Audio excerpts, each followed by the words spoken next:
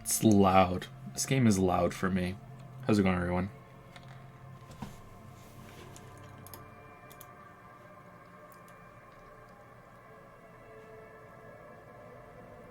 Early streamer? Yeah, we're early because we have some important business to discuss. About the Witcher video. Nah, I'm fucking with you. About Ayaya, the really important thing. Alright, so. Let's talk about Ayaya. Hey, hey, dab upon. Waffles dab upon. Waffles dab upon. That's pretty good. I like that, Wiggy. Here, Bistro Asylum.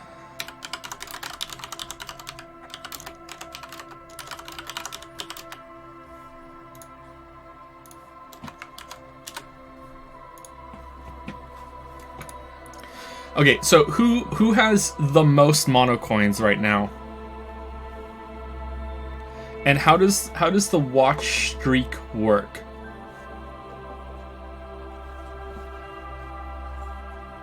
Someone has 2,610 Dark Flashes. Anton6099 has 2,450. I'm so poor, only 1,180. I just got 300 for a watch streak, if that tells you anything. Okay, so here's what we're gonna do. So, yay, stream while I wrap presents. Hope you all have your Christmas shopping done, Joe. I have a couple of sex toys I need to buy for Lily. But apart from that, I'm pretty done, I think. So, switch to non-mod settings. All right, here we go.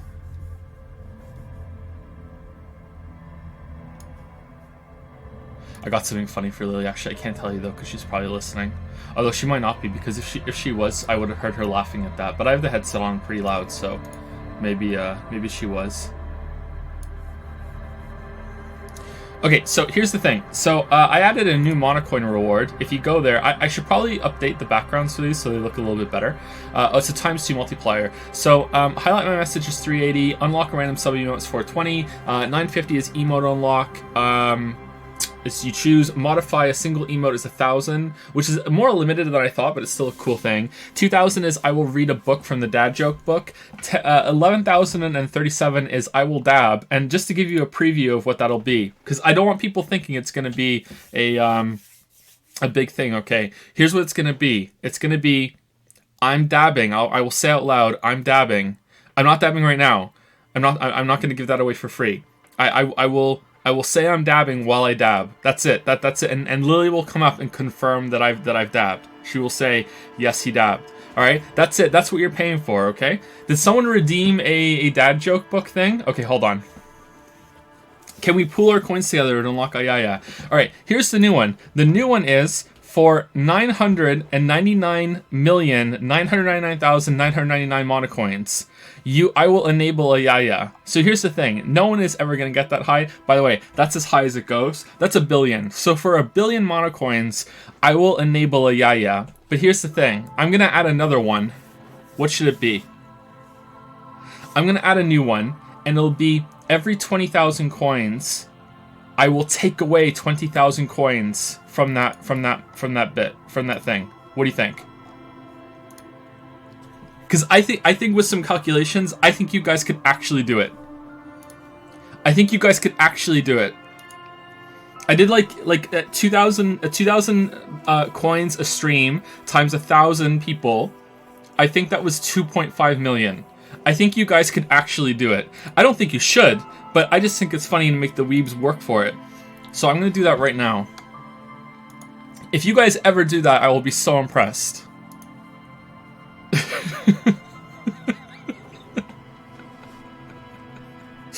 So hold on, let me add that right now.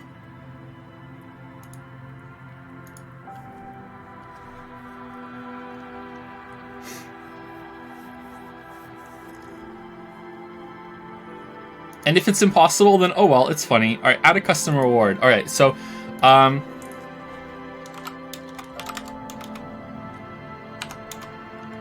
Ayaya reduction. What should we call it? Ayaya reduction cost or Ayaya monocoin fund. All right, Ayaya monocoin fund. All right, I will remove 20,000 coins from the Ayaya enable Ayaya reward. Okay, I hope I want to say that I might not be able to do it. Okay, like we'll see, but yeah. Okay, so 20,000. So for 20,000, I will remove 20,000 coins from the cost. All right, there we go.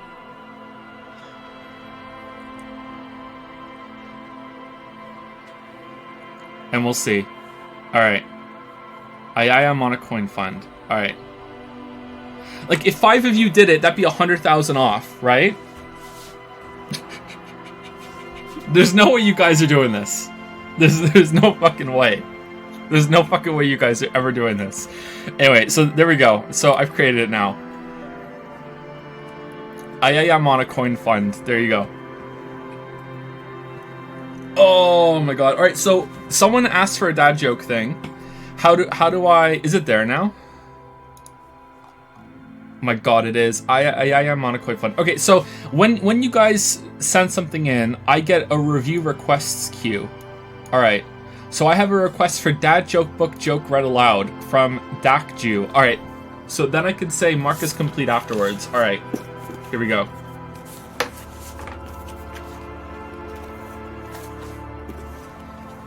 I love this new thing. All right. If in future, if you want to mark the page number that you would like on the book 1, 2, or 3 are the page number, but right now we have so many unread pages, so we're good. I fucked it up already. A psychology instructor had just finished a lecture on mental health and was giving an oral exam. How would you diagnose a patient who walks back and forth, screaming at the top of his lungs 1 minute, and then sits in a chair weeping uncontrollably the next, she asked.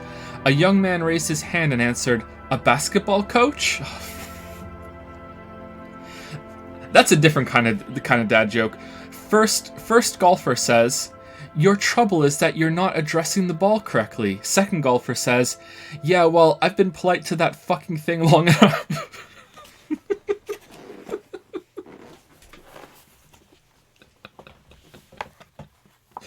Want to get noticed? Go jogging without moving your arms. These are bad. These are bad. Why does the stadium get so hot after a game? All the fans leave. All right. Let's do another page, because that was bad. Why do golfers always carry 2 pairs of pants with them? Just in case they get a hole in one.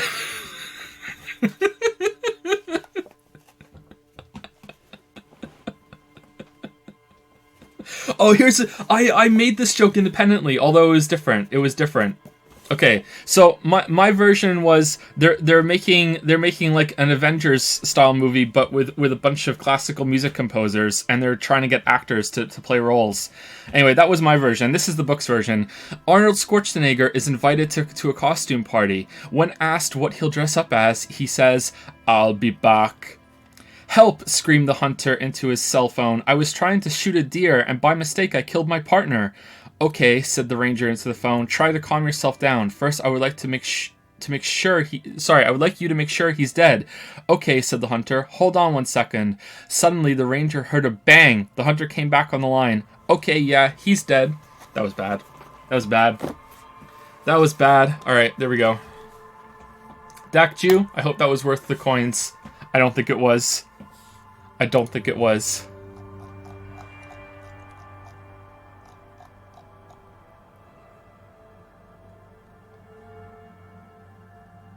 Bam have true art cop?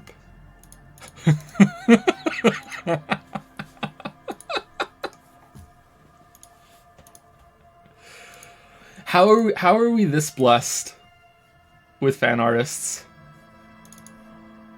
How are we this blessed?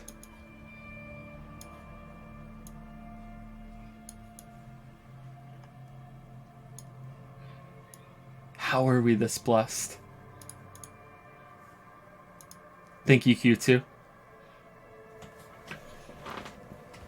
Oh, by the way, I gotta admit this. I'm sorry to admit this because I'm gonna expose myself as not the biggest Persona 5 fan or the most loyal. I don't remember the lobster part in Persona 5. When did Yusuke get lobsters? I forgot that part. I remember someone quoted that at me recently, and I was like, huh? I don't remember that part. On the beach?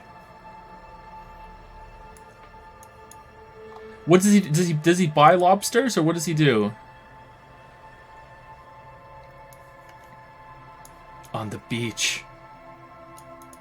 He just randomly shows up with them. I don't remember the lobsters. Hold on, let me look it up. Yusuke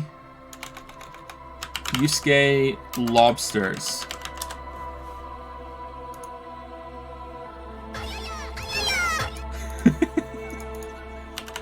Yusuke lobsters.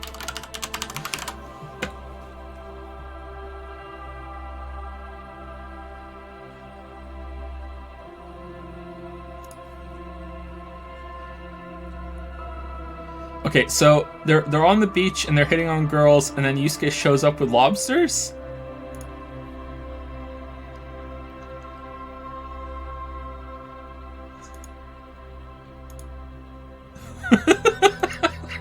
How did I forget about this? That's classic Yusuke. He's just holding them.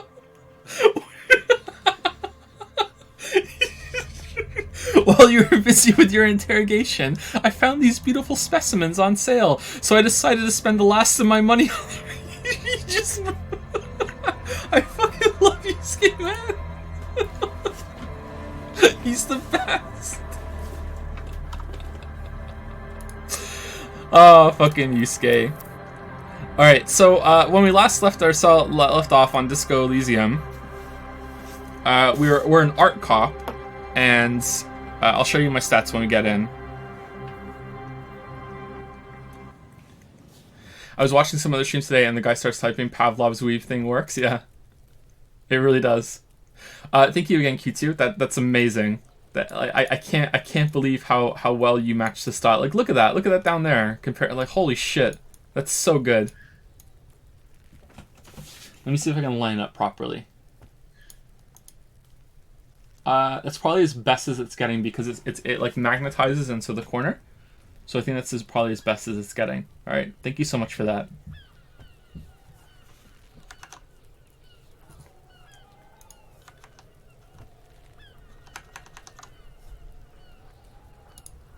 One second, sorry. My windows are all messed up now.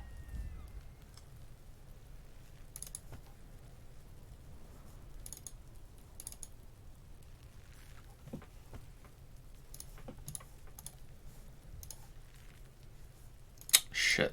Okay, sorry. I have to layer them in a certain way.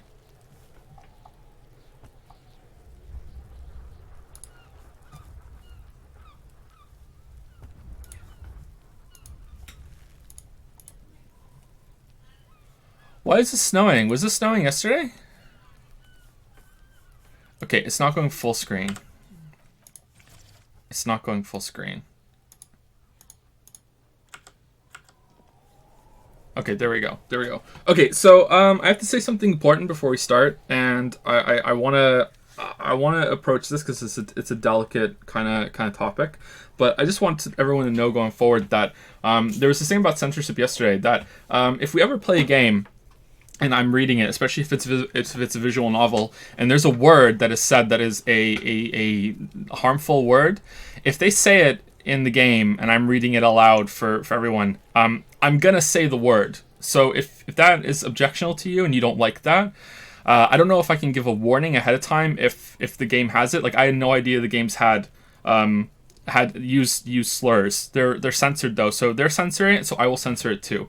But if we're playing a game and I'm reading it aloud because we're experiencing it together. I want the streams to be a place where everyone feels comfortable, and we're very laid back. But like when we're playing a game like this, which is fairly serious, well, I mean, it is jokey. The tone is kind of all over the place. I don't know, but I get the impression that it gets more serious as it goes along. This is definitely not something like Titanfall 2, you know what I mean? There's a really big difference. Like, if there's going to be a word that people don't want me to say, or topic matter that they're going to go with, like, if there was ever a scene in a game or a VN that we're reading that has, like, a kid dying or someone being graphically murdered or anything like that, I'm going to read it. You know, like I'm not gonna, like, maybe I'll give people like a chance to leave if it's getting too heavy, or they can just take the initiative and leave themselves. I'm going to read it out. You know, like that's how it is. If it's censored, I will censor it too. But that's just how I feel. I feel very strongly about this. Like, if you're quoting something, it's fine. That's how I go along with it. What about Twitch terms of service? Well, I don't know how the terms of service handles when it's in the subject matter itself. Like, nudity is against terms of service, but if nudity is allowed in some games that you're streaming, if it's on their list, like Disco Elysium is not banned from Twitch. So if it was, then, you know, I think it would be. Like you wouldn't be allowed to do it. Like, I don't see how Twitch would look at the difference between the game saying a word and me saying the word. Like, I don't know how that would go. I actually have said that word once before on stream, when I was quoting someone. But so maybe I broke TOS then. I don't know. But we'll see. We'll see how it goes, but I just want to make that clear. Like, I don't know. Like, if I said that and I got in trouble with Twitch for it, I would probably argue with Twitch. I'd be like, it's in the game. Like, this is how it is, you know? If they come back and say, you know, zero tolerance, sorry, it doesn't matter, we're not budging. I'm like, okay, fine. Like, that it's your platform, it's your rules. But at the same time, I just think it's kind of ridiculous. But yeah, it's the subject matter, man. Like, I'm not going to shy away from something. You know, there's a lot of topics that I'm not comfortable with. Like, raging alcoholics. Like, for the first time in months, maybe even years, last night, I had a nightmare about my father. My father was an alcoholic, and the situations that I found my father in, like, are just disgusting, you know? And the main character here is a raging alcoholic that woke up like that. And, like, so, like there's subject matter that I'm sensitive to, you know? I'm not gonna say I'm as sensitive as some people would be for slurs. I wouldn't go that far at all. But, you know, like sometimes art makes you uncomfortable, and sorry, I feel really strongly about it. So if you are someone that feels as strongly that even if it is a part of the game or the subject matter that you still think it shouldn't be said, then if you have a list of certain games that have them, then maybe when I'm streaming them you shouldn't watch the stream. So sorry, that's I feel quite strongly about it. Anyway, let's move on to saying thank you to some people. I don't want to get behind on it again like I did yesterday, and then we'll play the game. Let me recap real quick before we get into it. So this is Disco Elysium, and it is... I don't know what it's about yet. I kind of feel like maybe it's post-apocalyptic, or maybe it's alternate reality. And it is a game that kind of... like, it's kind of manic, almost. I don't know, like... Our character is communicating with his own personality and brain through different... through all these different, like, these are the skill kind of, what are they?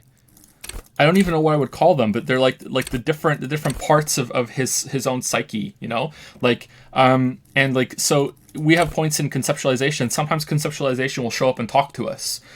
There's like the lizard brain is showing up and talk to us too. I think at one point our spine talked to us. I can't remember.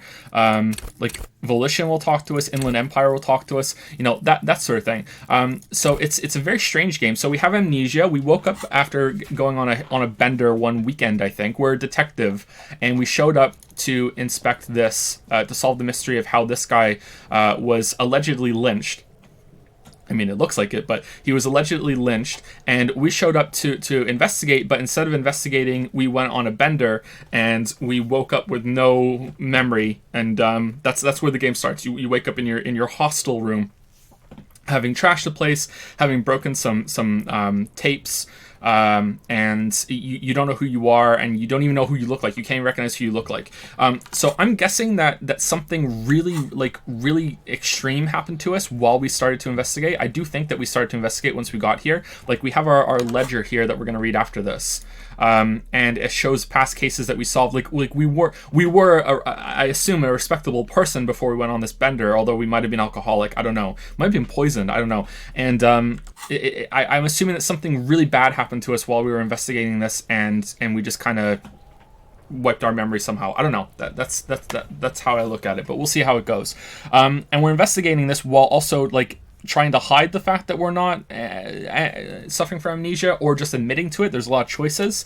There's a lot of the ways that the game reacts to your builds. There's a lot of skill checks. So if we go over here, there's one over here. We can move this if we have a high enough perception, maybe. Or we have to get perception in order to unlock the chance to get this again. There's a lot of that kind of thing. But the thing, like, there's a lot of conversations. There's a lot of text trees that we go through. But the thing, here's another one. Inland Empire. We can convince Kim there's a sexy, dark mystery twist in the case.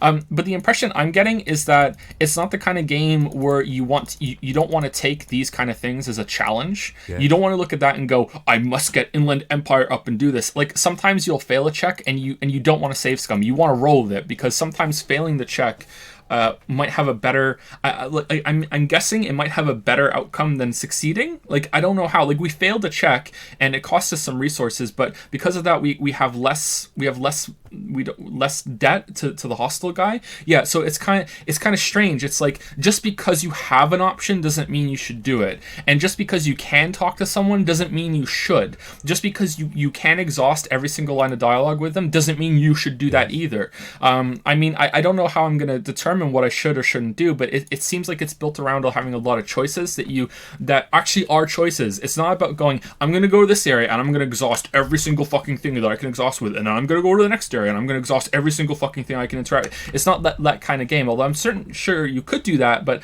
I don't know I don't think that is the way you're supposed to do it. It's supposed to be something like, these are your options, and just because you have a skill that you can use doesn't mean it's always right to do so. Like, if you're very charming and you go up to someone and you think you can succeed in charming them, that might backfire or something. I'm guessing that's it. I don't know. We'll see. Like, I'm trying to infer a lot of what I've played so far, and also the smidgens of people that I've seen talking about it online here and there. Like, I knew you could die with one endurance point, for example, yesterday, because I saw some people writing about that somewhere. So yeah, it's kind of cool. It's interesting. I like it. But to finish the recap, this is our detective partner, but it's not partner like he's a subordinate. We're both like equal, I believe. We're from different what was it called? Different precincts, and we are working together to solve this case that Kim seems to think that this guy, his name is Kim, sorry. Kim seems to think that this is quite a straightforward case. There's no problem. If we go in here, this kid is where we had the slurs, by the way. This is what it's linked back. These kids will call you F words. So if we go down here, we can go back into the hostel room, and I could show you the room that we start. Oh, I walked past it. I'm sorry.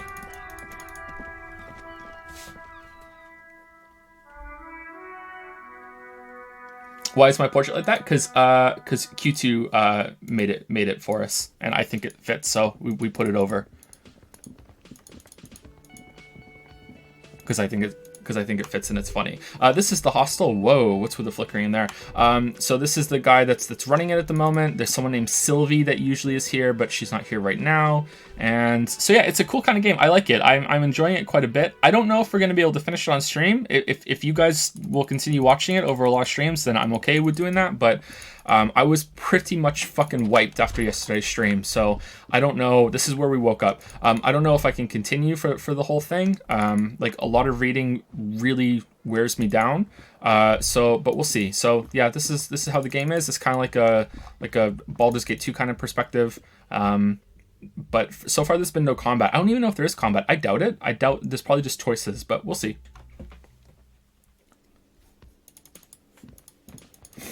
Author, by the way, well, reading out loud really wears me down.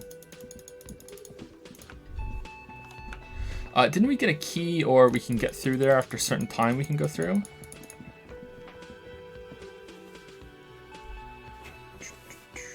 It's a point and click adventure, not a CRPG. Yeah, point and click is probably better. Somewhere between point and click and visual novel is where I would put it so far, but maybe it is a point and click adventure more than visual novel. We'll see how it goes. Anyway, so before I get behind, thank you to the following people.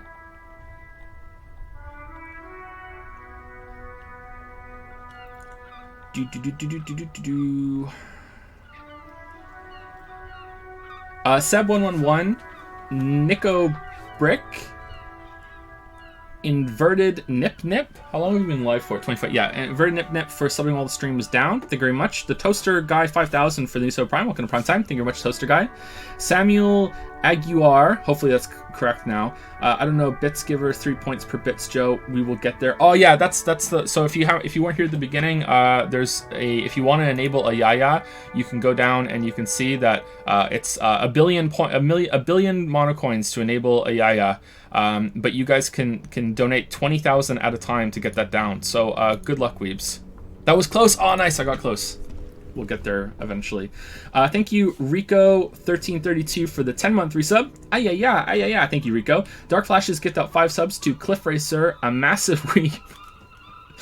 Eddie Slash, Slimy Con, and Windy SSB. Welcome to you guys, and thank you for that, Dark Flashes.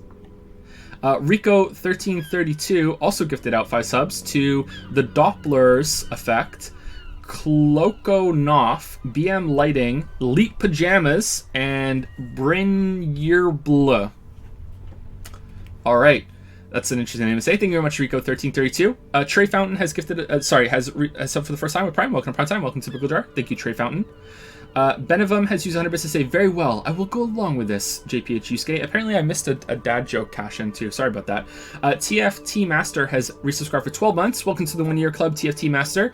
Joe, I went to the zoo yesterday and they suddenly demanded monocoins for payment. Jokes aside, it was a very fun year viewing your streams. Thank you, TFT Master. I'm glad that you enjoyed it. Went to the zoo yesterday. Thank you, TFT Master. Can you buy the AIR reduction? If you have 20,000 coins, you can cash them in. No one should have anywhere close to 20,000 coins just yet. I can set a lower version if you guys would like a lower version. I don't know, but we'll see. 20,000 coins, I think, is the better one. Thank you, Mr. Randerus, for the 16-month resub. Mr. Randerus, thank you. Zay Jr. has resubscribed for 23 months. Thank you very much, Zay Jr. This is D-Som. Or DS-OM has resubscribed for 25 months. Thank you very much. R. Miller has subscribed for the first time with Prime. R. Miller 1998, excuse me. Welcome to Prime Time.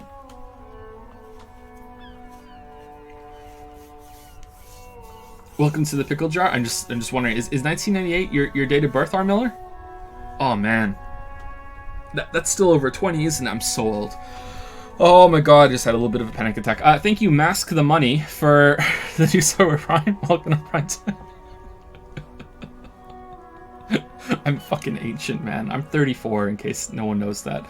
Oh man, thank you, Mask the Money. Thank you, Gurman1, for the 4-month resub. Thank you very much.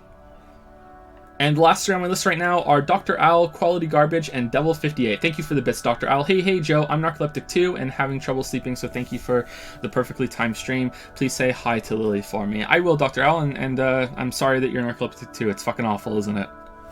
I slept more than 12 hours last night and the night before, though, so I think that's probably the 2 rounds of really good sleep I'm going to get for the whole month, I think. And I feel pretty bad actually today. Not sure why. I feel pretty bad. But I got interrupted quite majorly halfway through though, so yeah. Anyway, thank you, Dr. Al. Thank you, Quality Garbage, for the 2-month resub. 2 months with Trash Chan, Quality Garbage. I see what you did there. And last but not least, Double58, 21-month resub. Thank you very much for the 21 months of subbing, Double58. Thank you. Time is weird. Okay, so apparently there's some salts or something, or we can get something out of the car. Oh, we didn't inspect the ledger. We weren't done inspecting the ledger. All right. Logic, can I read the case files now? All right, browse the case files again. So this was it, and we called our case the Hanged Man. Browse the yellow papers. In the back you see thin translucent copier paper, some neon yellow, some bright red, all covered in boxes like marching enemy armies. These look like official forms waiting to be filled out. By the way, I don't think I can keep the Yusuke voice up for the whole game, so I might just drift in and out of it. I hope that's acceptable to you. Like, reading it out loud is really taxing on me, so I think that I'm not going to be able to do the whole thing.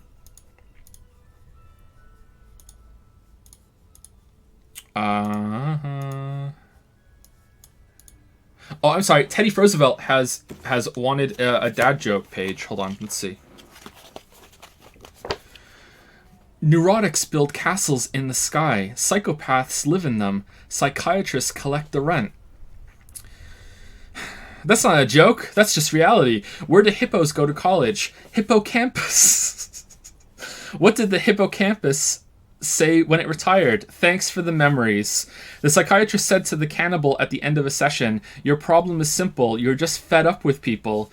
Going vegetarian is a missed steak. What did the left eye say to the right eye? Between you and me, something smells.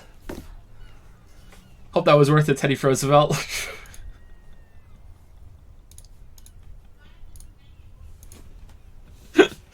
Okay. See, here you go. Logic is talking to us. Then rip them from the binder and hand them out according to the type type of form. What types of form are there? 3. The topmost are misconduct fines. The middle ones are station calls, and the bottommost, really, are field autopsy forms. Each is easy enough to make sense of. Medium, success. You don't have to be an intellectual giant to do police work. Misconduct fine, station call, field autopsy.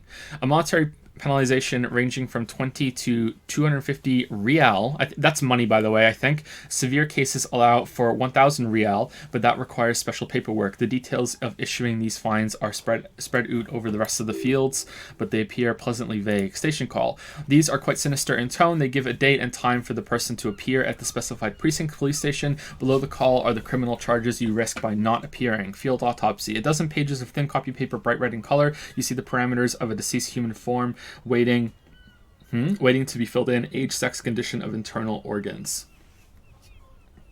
Okay. Yes, all that remains now is to fill those forms and hand them to people. Fines for wrongdoers, interview requests for bad guys, and field autopsies to dead guys. How much does this matter? What delicious power hid within this pathetic mess? You feel better. Oh, cool. So that gave us a heal up. Huh. Okay, so put the ledger away. I don't know, like, should I convince him? Like, I have the morale to spend right now. Should I talk to him and try and convince him of this? Like I said, that you're not supposed to always go for it. So we're trying to RP as kind of like art cop, like not exactly Yusuke, but close to what Yusuke is. Would Yusuke want to convince Kim there's a sexy dark mystery twist in the case? Like, I don't think so. Maybe he's got like a flair for the occult and everything.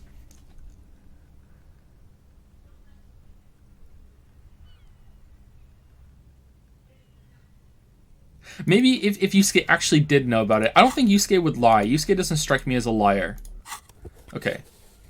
Look at the clipboard. It's made of dark blue plastic, hard enough to beat someone to submission with the edges are rounded, however. The U4 size board feels thick and heavy in your hand. Light shimmers on its wet surface. On the back you see the embossed letters, Royal Canadian Mounties. What did you say the color was? Blue. The blue heart. Don't look into it. What the fuck? This game's so weird. Something rattles inside ever so lightly. Is there a hidden compartment? Permeables. It's not hidden per se. The compartment is made for permeable materials that would get damaged if something happened to it. Peek inside. The plastic shimmers like lapis lazuli, but is not see-through. Oh, those are from Minecraft. That's where they originate from. You cannot see into its center. How would I open it? Conclude. With your hands, U4 size pages hang from the clip screwed to the top of the board. Can I read these case files now? Open the hidden compartment in the clipboard. Alright. Oh no, we failed! Is not what you end up doing. You squeeze the plastic to slide it open, but nothing happens. Then you bend it some, then crack it. The goddamn thing is stuck. Alright, if we fail this enough times, we die. Oh, now it's locked. Smell the ledger. Sure, why not? The acidic stench of rotting food has rubbed off of the cellulose. It now forms the base of the experience. This base surrounded by a faint air of spoiled meat, the stuff of death itself, and then sprinkled liberally with the citrus zest of toilet cleaner. Alright, can we read the case files now? Alright, we did it. Yes, you can piece them together using the alphanumeric code on the margin. It always begins with HDB41, then date of initialization and time of arrival on the scene, followed by the title. For example, HDB41120117:00, the next world mural. Wait, HDB41, weren't those officer precinct? Yes, why yes, your precinct number is 41. And HDB. Every last new Affluent America the fall begins with it, and these are your case files. It's safe to say HDB are your initials. Horace Debbie Berengar. Haram Darjan Binzakin. Those aren't my initials. I'm not feeling them. Yeah, let's go with that one. Feeling isn't really the jurisdiction we're in right now. Probably for the best, because HDB feels like bad news from yesteryear. Like shit, Honcho. I like Inland Empire. How long does it take to read a case? It takes about half an hour to piece one together using the systems you devised. Where do you want to start? The next world mural. The one... Okay, is that actually... Oh, wow, the time is going forward. Holy shit. This one is relatively easy to reconstruct. Overnight on 1202, a graffito, nay, a mural, appears on an 8-story tenement overlooking central Jamrock. The building is a sparsely inhabited ghost tower, part of a failed real estate development called Grand Coron. Cause of failure, rent too high. The mural is enormous. 2 silhouettes, a man and a woman, are kissing. The text cut into their forms reads... True love is possible, only in the next world for new people. It is too late for us. Wreak havoc on the middle class. On the middle class? On the middle class. People call it that thing and that fucking thing. It's visible for miles. In 2 days, the station's complaints desk gets clogged with requests to remove the bummer. You and your partner are assigned to the case. The graffito crew is easy to track down. Only the Belles Litters have the litterage of industrial paint to cover the surface. Fucking hell. One of the graffito artists is rumored to be rich. They take responsibility for the execution, but not the design. The ideologue of the next world mural, as the crew calls it, remains an unknown. Is it fucking Banksy? Wait, do I ever find out who came up with it? The case files do not show you finding the author of the design. The crew agrees to clean up after themselves. However, your partner, JV, is against the removal, citing public support for conservation. This leads to a debate in Precinct 41, which then spreads to the streets of Jamrock, ending in a rare plebiscite organized by you and the rest of Row 3. The 9,000, I've never seen that word before. After the over 9,000 people subjected to the mural's message, all of Lakeside, Central Jamrock, and Villa Lobos, plus half of the eminent domain, participate in the vote. Although the case begins with what appears to be a lot of rumbling in the streets as to how juvenile and stupid the mural is, given a choice between 2 options: remove the mural, it is wrong; keep the mural, it is right. I mean, I don't really understand the context. I'm going to say...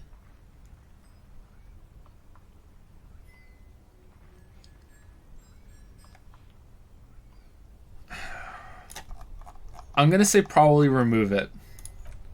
A staggering 78% of voters choose to keep it. Whoops! It turns out the opposition were a loud minority, and that love truly is possible in the next world for new people, and it is too late for us. All that remains is to wreak havoc on the middle class. The middle class are not to be blamed. It's human nature. I like it, but can't we wreak havoc on other nations instead? Whoa! I must have voted and possibly even lobbied to remove the thing because I don't believe in that rubbish one bit. I mean, I think we have to go with that because... let's beat that rubbish mentality into submission, right? I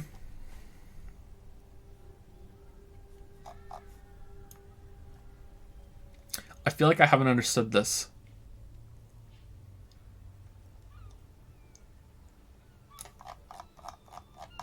Ah, fuck it.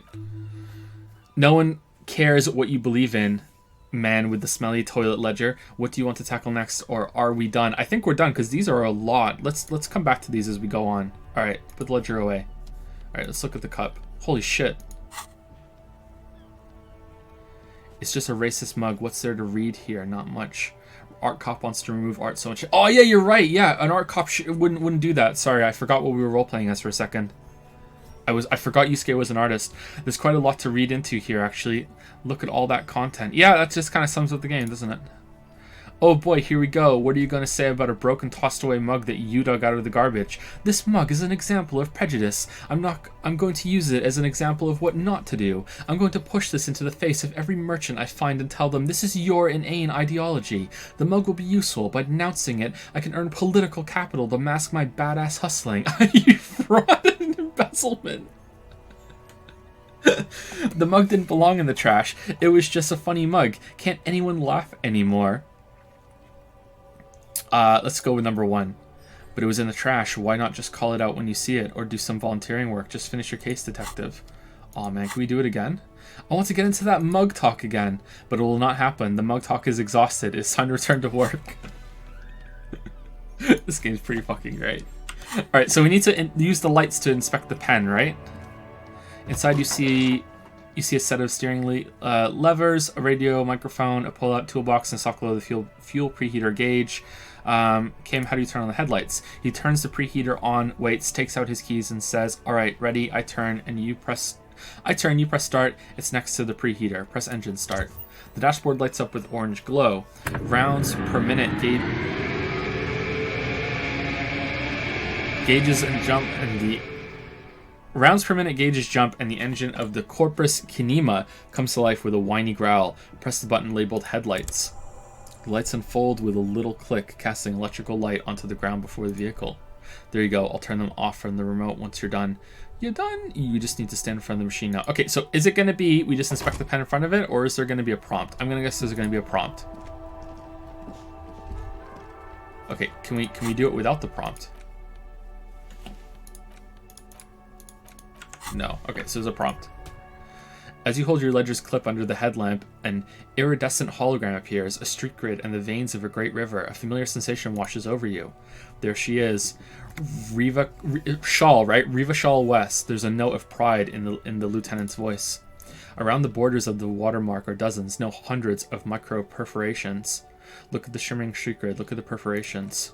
Perforations? The rectangular watermark is overlaid with the logo of the RCM, and yet the major arteries of Riva Shawl are all recognizable. They shimmer in the Kinema's headlights. Wait, look around you. Where are we on this? Point to the halogen map. Wait, look around you. A rat brazenly darts past you and disappears amongst the stopped lorries. In the distance, a child somewhere shrieks. A woman reprimands her in a voice no quieter than the child's cry. The Martinez, he smells the air and says, "Where are we on this?" Let me see. He takes the ledger for a moment and inspects it. Right here, he says, his finger near the top of the map on a segment of coast jutting out into the great ocean.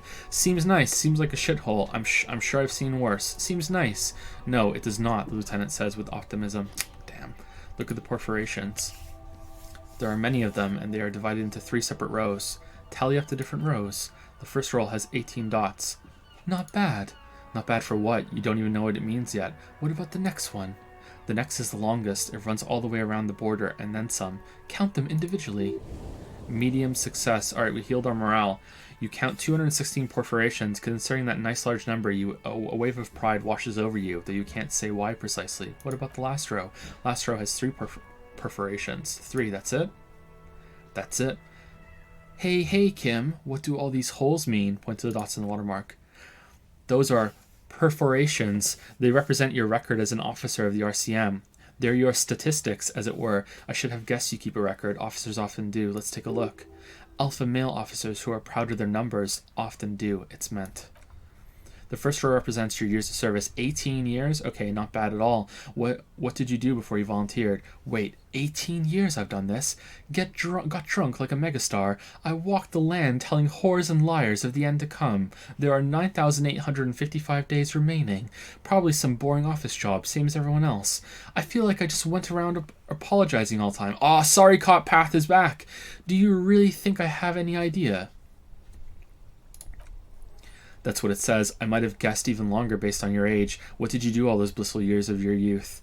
Do you really think I have any idea? Fair point. Let's move on, shall we? This next row, the one that wraps all the way around, is your number of closed cases. Closed is good. It means finished. You've got, let's see. Wow, more than 200. 216 to be exact. The lieutenant nods with evident respect. It's quite a lot, even for someone who's been on the force for nearly 2 decades. Usually clearing more than 10 cases a year puts you in the 90th percentile of all Royal Canadian Mountie officers.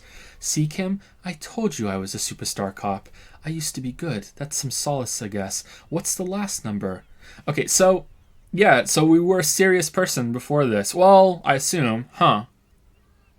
What the fuck happened to us?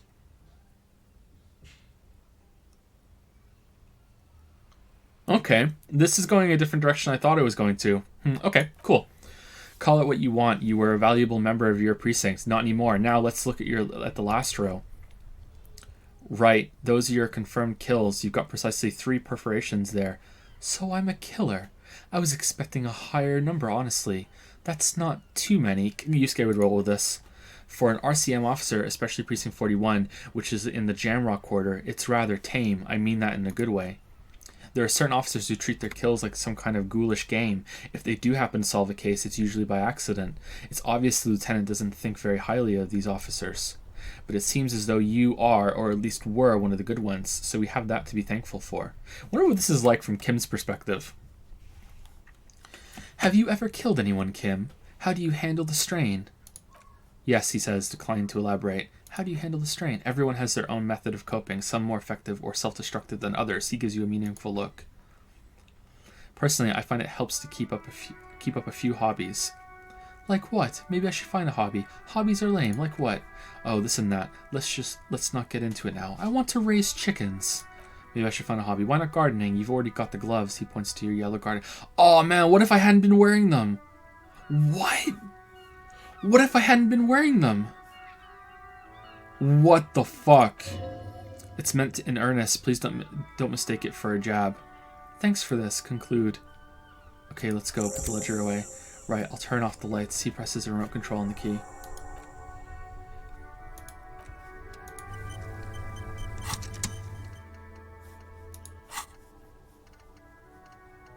God damn, this game is denser than a neutron star. Thicker than a waifu's thighs. Pick up the radio. The frequency tableau lights up and a green button labeled Prime Line glows like a feline eye, and then you hear something. The soft purr of electrical kittens' radio waves cast far and wide over the metropolis. A woman's voice greets you through the static. This is Precinct 57. Hello, Lieutenant. How may I assist you? Who the fuck is Alice? Hello, Alice. Please assist our colleague from the 41st Precinct here. I'm putting him on. Come in, dispatch. Come in, dispatch. Come in, Delta 10. This is Firewalker. Copy. Hi, Alice. This is the officer from the 41st Precinct speaking. Nice to meet you. This is Officer Alice Dimitri, Precinct 57. How may I assist you? A voice replies in the radio. Could you connect me to the 41st Precinct? I have something I need to report. I was told I need to connect to my station, the 41st Lazarus. I need you to connect me to a civilian, a Sylvie. She may have reported a murder. Of course, what's her number, officer? Kim, didn't Gart give you Sylvie's number? Yes, hold on. The lieutenant takes a look at his notes. Her number is 005-11037. Received. Hold on, officer. No answer. Wait patiently. Start slapping a marching rhythm on your thighs. Give it a minute. She might be busy at the moment. It takes a bit to get to the phone.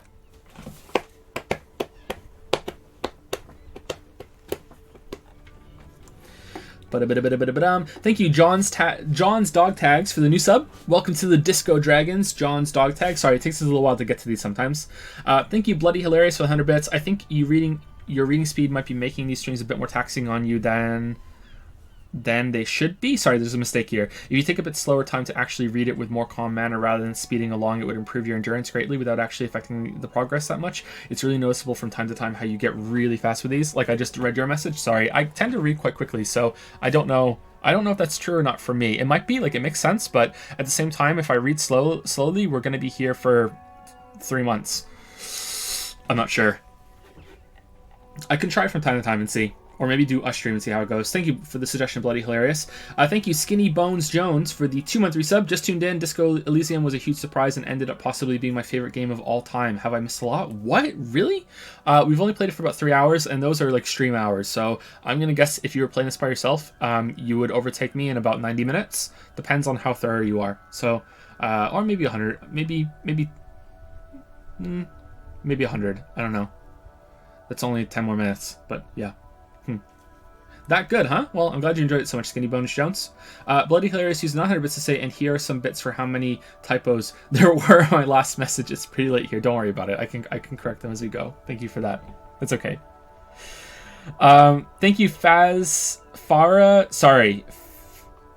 Okay, so it's Pharasma's Herald? Pharasma's Herald? Faraz Maz Harold. I think that must be it for the 100 bits. Hey Joe, I hope you're well. I'm surprised how great this game has been so far and hope you keep enjoying it. I have to leave and watch the VOD because I have a final today, but I wanted to see if you ever received my Discord message about Persona 3's difficulty. I don't think I did. Send me another message and I'll see if I can respond to it. If I didn't reply to you, I probably didn't see it, or I did see it and I got distracted and I didn't come back to it. That happens sometimes. Sorry about that. And good luck with your final, and good luck to anyone else who's currently in finals. I know there's a bunch of you that are going through that, and I hope it's over soon. No matter what, it'll be over soon. Good luck. That can be hell, so all the best with it. And also thanks for the sub, Farazmas Harold. Or Faraz Smash Harold. Probably not, though. Welcome to the Disco Dragons. And you also gifted a sub. Damn, you gave some bits, you subbed, and you gifted a sub out. Holy shit. Is that like a hat trick for streaming? Holy shit. You gifted a sub to Absolute Dreamer. Welcome, Absolute Dreamer. Welcome, welcome. The Dreaming Dragons. Super cringy. Officer, she finally returns. I have Sylvie Malika? I don't know. On the line for you. Yes, hello. Okay, I was really expecting this to not go through. Yes, hello. A female voice greets you through static. It sounds like she's million miles away from here. Is that a mistake? It sounds like she's million miles away from here. Maybe stylistic? It feels like there's something missing there. Hello, this is the police calling. I have some questions for you about your last days at work. Sylvie, I believe we've met before. This is me, a detective. This is me, a detective. Oh, right. She recognizes your voice almost immediately. Hello, officer. What can I do for you? What's my name? You quit your job at the Whirling. Why? Was it you who called the police? Do you know who put the victim's clothes in the trash? Do you know how my paperwork ended up in the trash container behind the Whirling? All right, you quit your job at the Whirling. You mean, why did I leave the bar? You can hear her tense up on the other side. Honestly, I'm not really comfortable discussing it with you, sir. Why not? Wait, why aren't you comfortable discussing it with me? Okay, why did you leave? Did you leave because of Gart? The static wavers. Let's just say I left because I needed to get away from someone. Was it me? Get away from whom? You know whom. Okay, did you leave because of Gart? What? She stops abruptly. No, why would you even think that? He told me he asked you out. Are you saying it didn't happen? Sylvie, don't be afraid of that pig. You just have to stand up for yourself. So you do agree that quitting your job just because someone asked you out is an overreaction? Alright, number 1. Please don't bring Gart into this. It's none of your business. I already said I don't want to talk about this. You're messing everything up again. Huh. Was it you who called the police? No, not me. But why didn't you call? Didn't the corpse behind your workplace bother you? Do you know who made the call? What? Of course it bothered me, but I thought the union already knew about the corpse. What does this union have to do with anything? No one calls the police. You can hear her adjust the receiver in her hand. The union would get angry. What do you mean by that? You know, she seems to be looking for words. What the union says goes. People listen to them, and they take care of their own, which is like everyone here. Wait, Kim, lower your microphone. Is she speaking truth? The union is law around here? I am the authority around here. Looks like there's a limit to my authority then. Tell me why, exactly, did you let a corpse hang in your own backyard for weeks instead of calling us? Wasn't it only a week? Weeks? Legally, no. In reality, yes. He looks around. Martinez is de facto policed by the dock workers union. Words are not necessary to feel the lieutenant's discontent for the situation. Push. I didn't want to get in trouble with the others. Push her further. Show her the error of her ways.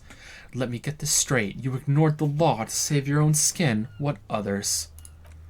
The other people who live around here. Local people. I didn't want trouble. What trouble? You don't live here. You don't understand. Squealing is frowned upon here. Everything is dealt with, well, by the union internally.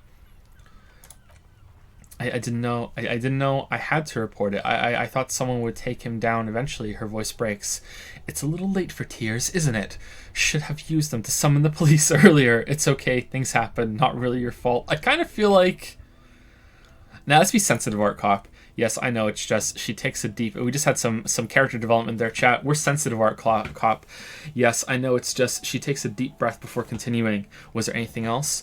Do you know who made the call? No, sorry, I don't. She clears her throat. Not a lot of people have phones around here. Copper thieves take the wires. People don't have the money to have the cables put in again. They use the union's phone or the one on the coast. So the Union has a phone, and there's one further down the coast. Got it. It was someone else. The lieutenant makes a note. We'll find them sooner or later, officer. It just might take a while. Okay, next question. Oh, God, there's so much. Do you know who put the victim's clothes in the trash? No, I don't know. It wasn't me. She gulps. I haven't been out there since. I was terrified of the stench and the corpse. She falls silent.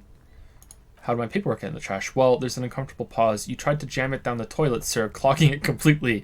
After I had unclogged the toilet and retrieved the paperwork, I threw it out in the trash thinking you didn't need it. Okay, were we trying to purposefully make it so we wouldn't find it after we erased our memory? I mean, that was kind of a stupid plan. But maybe we're done? I'm sorry about that. She doesn't sound like she's actually that sorry. Anything else, detective? I think I got everything I need, thanks. Empathy. I do hope so. Please don't call me again. Bye. She's ready to hang up. Empathy. Wait, why does she seem angry with you? Yes, you have obviously done something to upset her at the Whirling in Rags when she was still working there. Wait, before you go, you're mad at me, right? Tell me, what did I do? I can't remember anything. I'm not mad, it's just the static sighs again. You were so drunk and so emotional all the time, and then the skewer thing happened. It just made me want to quit. Also, you came over to me and said, do you want to have some fuck? What skewer thing? So you're telling me that I was the one who made you want to quit. What skewer thing? The stuffed bird. The great skewer. You threw it against the wall while screaming, fuck that bird, and laughing like a maniac. I think you said it had been giving you shit ever since you got there. This sounds like me, all right. This doesn't sound anything like me. I love birds. Bitch bird got what was coming to her. Why do I always end up screwing everything up? All right, 2 or 4. I kind of feel like Yusuke does love birds. Art Cop would love birds. Birds are very... Yeah, for sure. Okay. Yes, well, the static on the radio suggests Sylvie doesn't have a comment. Challenging success. Rubbish. You're a green hat and feather totin' bird witcher. Actually, I think I might be a bird...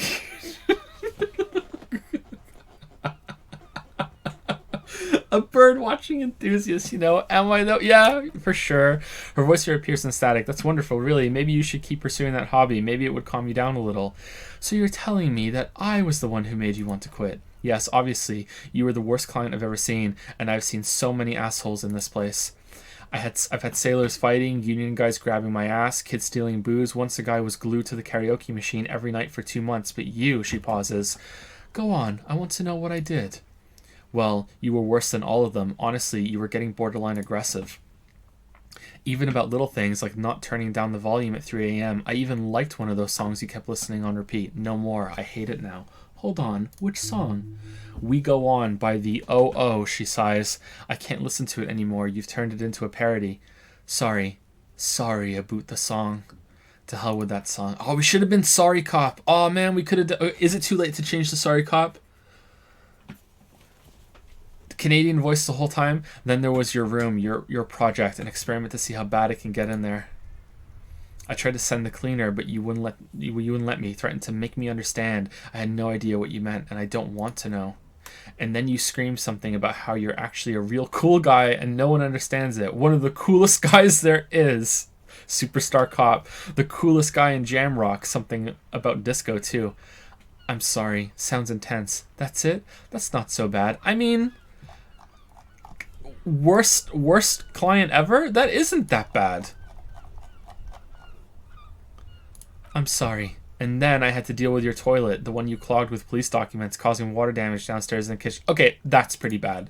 I won't even mention you were waving your gun around harassing customers. Okay, yeah. Threatening to sing karaoke, threatening to kill yourself. Alright, okay, I get it. I wasn't a very good tenant.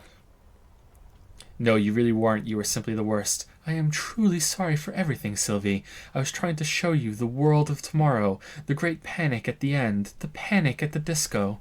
If you love me, well, you're the worst tavern wench I've ever seen. Girl, just loosen up a little. Don't you ever party? I don't even know what to say. I am truly sorry for everything, Sylvie.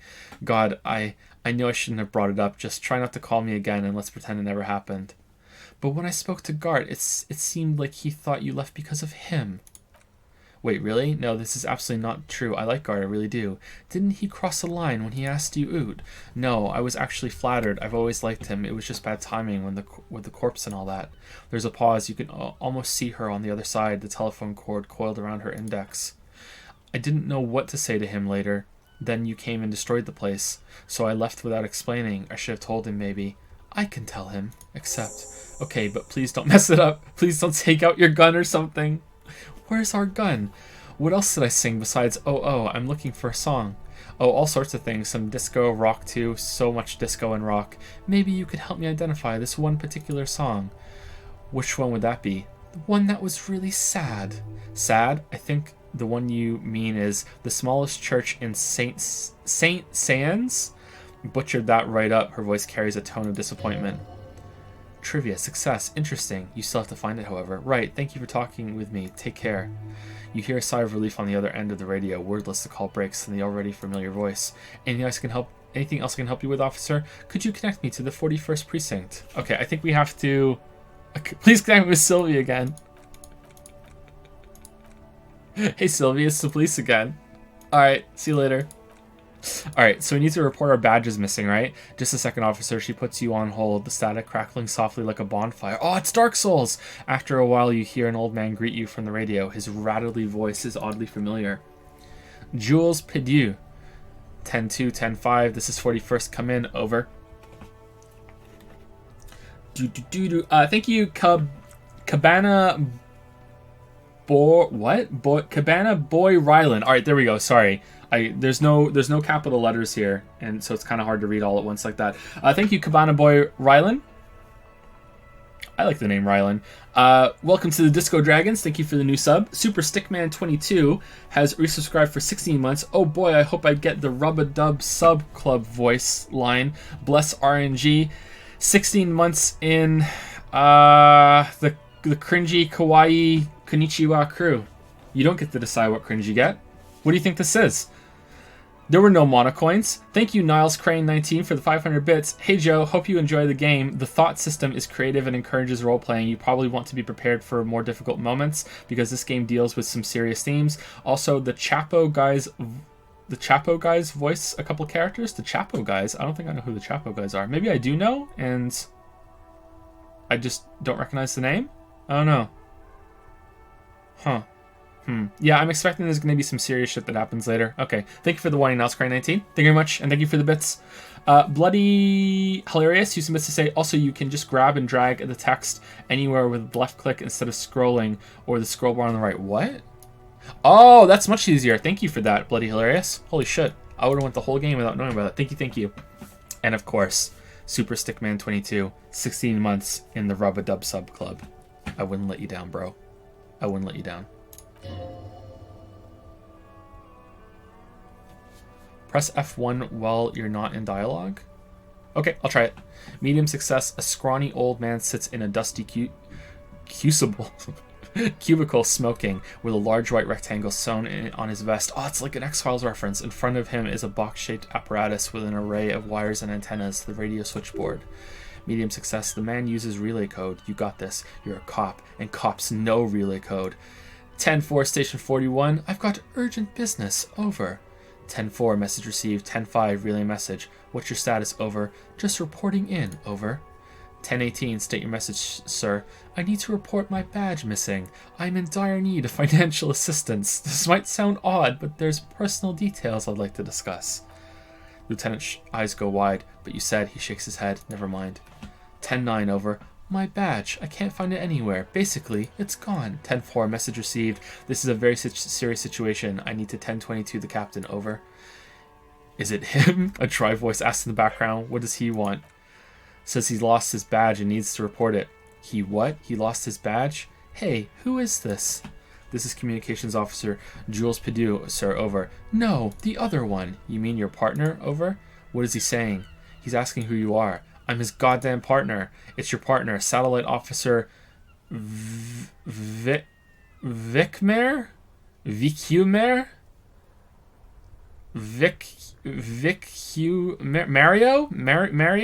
Mario, sir, over.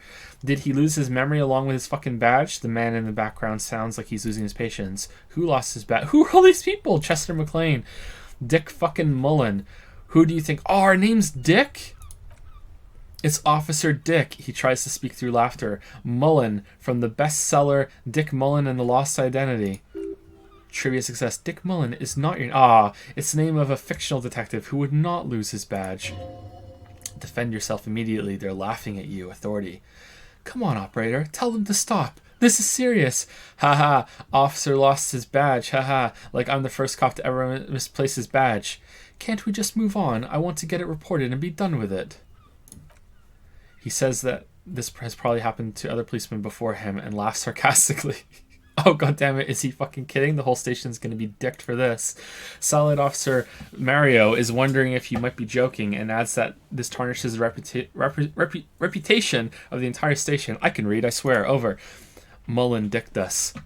Can't we just move on? 10-4, I hear you, officer. I'm just going to make a note here that you are in pursuit of your misplaced badge. Over. Fuck me, Mac. Come here. You've got to hear this. Dick Mullen lost his badge. What's going on? Oh, it's Mac Torson. Super Cop here lost his badge. Superstar Cop. He lost his what now? His badge. He lost his goddamn fucking badge. Could you all please just stop saying lost his badge for a moment? Enough with this now. I have other things to discuss. He asks you to please stop saying he lost his badge. Why? Did he find it? The room at the other end of the line erupts into volcanic laughter. Oh, that's pretty good, actually. Sergeant Torson was wondering if you found your badge yet. Over. Okay, Jules, what the fuck is wrong with you? Challenging failure. You don't have a comeback. Sorry.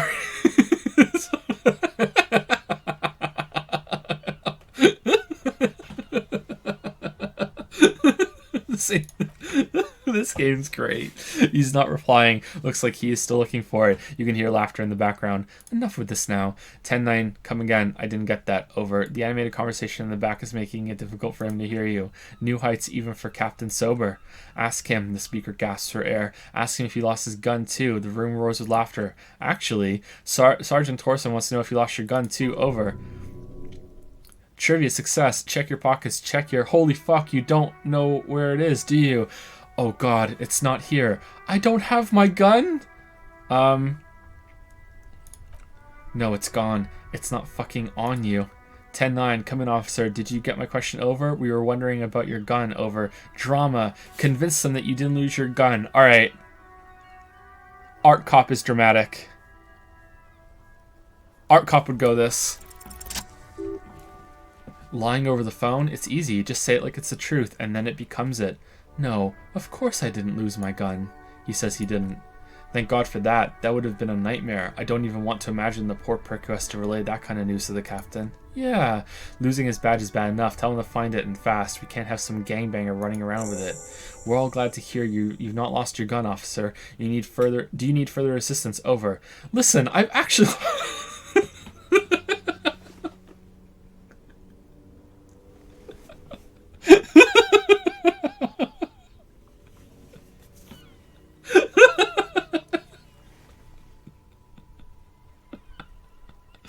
Okay. Okay, 10-4, sorry, hear you, relay your question. Over. Wait, before you say anything stupid, think it through. What's there to think about? I need information, not fear. Yeah, that's it. Be smart about this. Ask if he's there alone. 10-4, sir, I'm not hearing your question. The radio operator inquires again. Hold on, are you alone in the room? I need some confidential information about myself. I wanted to know if you've got my badge's description right in your report. Could you read it to me? Name, rank, date of birth. Please refer for me with my full name in the future. Any news about my, family? Have I ever told you about my life before the RCM? Okay, no way, number one. No. That's dumb. Like, 2 or 5. Let's go with 2. What? What is it? He's still on the line? He wants to verify the information on his badge, but of course, it says Dick Mullen, High General of the Riva Sholian Cavalry Force. Tell him to stop wasting time. What do you need, sir? Over. Have I ever told you about my life before the RCM? 10-4. Well, does he actually want something, or is he hell-bent on disrupting our work? He asked if he ever told me about his days before joining the RCM. For God's sake, cut this shit out. Tell him to stop wasting time and be a goddamn policeman for a change. Sir, Silent Officer Mario says I heard him. Okay, so we're done. We're done. Okay, we're done. Roger that. 10-10. Over and out. The static ends with a loud click, then everything is silent in the cabin. Pull out the pull-out toolbox. The metallic drawer slides out from under the seat and clicks into place. The tools inside are neatly organized. Take what you need, officer. It's going to be a long case. I'm not protective of my tools like some men are. He's clearly a little protective of his tools, but what can you do? Work is work. Take the red-tip pry bar. The pry bar feels nice and cold in your hand, heavier than you'd think. They're waiting for you in the test chamber, useful for opening all sorts of doors and lids. Take the rubber handled chain cutters. The handles are long and sleek. Snap, snap go the cutters in your hand. Take the hand cranked flashlight. It's robust, weatherproof, and well made. Police issue, blue. Lets you see things in the dark you would otherwise miss. Push in the pull-out toolbox. Run your fingers over one of the steering levers. The white suede feels luxurious under the touch, and the metal clutch handle so very familiar in your palm. Tap on the fuel preheater gauge. Fuck the car. As you tap on the gauge, the indicator pin jerks as if startled. It's in the large orange sector, indicating the engine is warm. Next to the gauge is a red switch labeled heat. Now, that's enough fun with the foldable headlights. I know they're mesmerizing. They're also fragile, but not that fragile. I'm not going to turn it on for you again. I wonder how many, like 2-3 years before we can just have a meme for every single thing that's ever said in anything? Just non-stop memes all the way.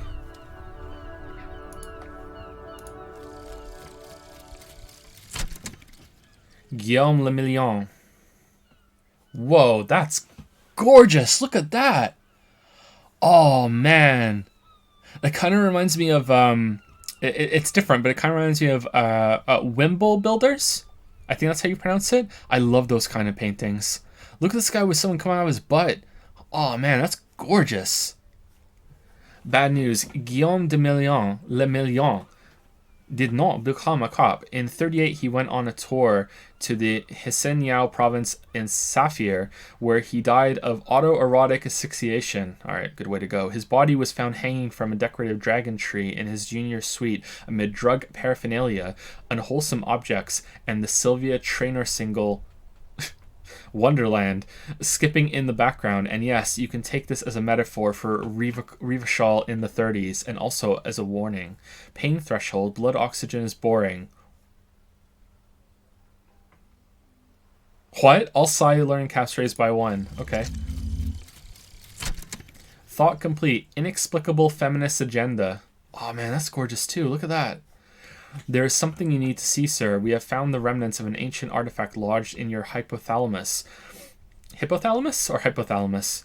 I think it's hypo, isn't it? It's hippocampus, though. Isn't that spelled differently? Huh. It is a cylindrical object, piss-weathered and smelling of liquor. The paint is peeling off, but you can clearly make out the letters Revolutionary Feminist Agenda on the hull. It appears that some time ago, before you became a joke, you were an actual feminist. Somehow you've come back to that conclusion. Perhaps you can work your way back. Empathy could evolve into RFA?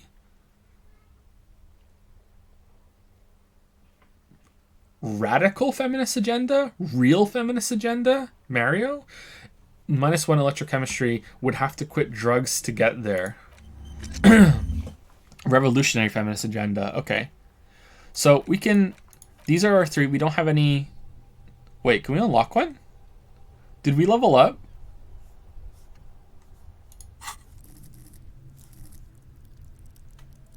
We leveled up. Okay, am I blind? Where are my available skill points? Is it down here? Would there be 2 if I skipped? I kind of want to skip and see if there would be 2. I'm guessing there probably would be 2. All right, do we want a thought or do we want a skill point? What could we get? We can get Lonesome Long Way Home. Encyclopedia Factual Memory Returns. All right. And then you don't get to see what you get at the end? Man, look at that. Fucking hell. So we got -1 logic and learning cap for visual calculus, suggestion, electrochemistry, composure raised to 6. This is kind of shit, isn't it? I don't know how I don't know how to judge this. I guess let's just wait. Let's just level something up and we'll see. What should we get? Should we get perception up so we can open that door? Suggestion, hey, so we've been monitoring you internally and now we know you're copotype.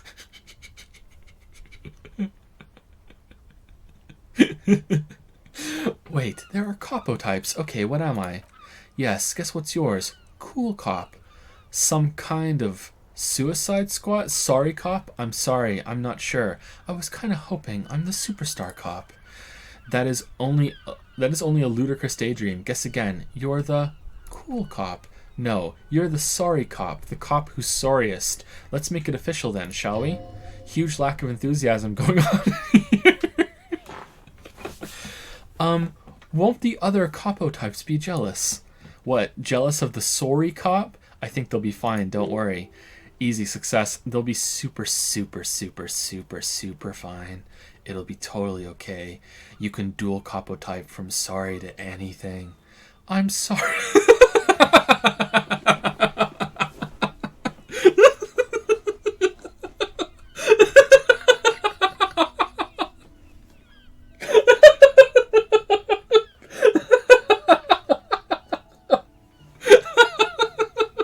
Alright, I'm sorry, we have to do it. See, it's me. I apologize all the time. I'm sorry.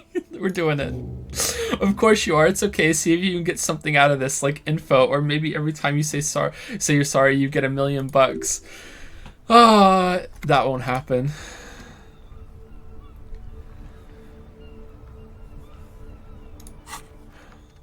Rigorous self-critique.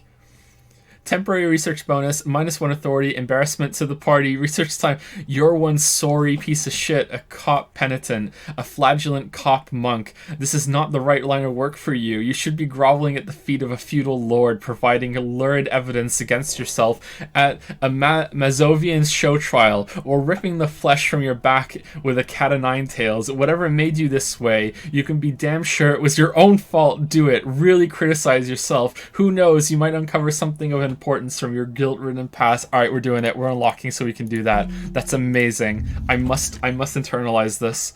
All right, rigorous self-critique. Fuck it, we're doing it. I don't. Oh shit, we stopped. All right, there we go. It's back on. Fuck this. We're doing it. All right, what's over here?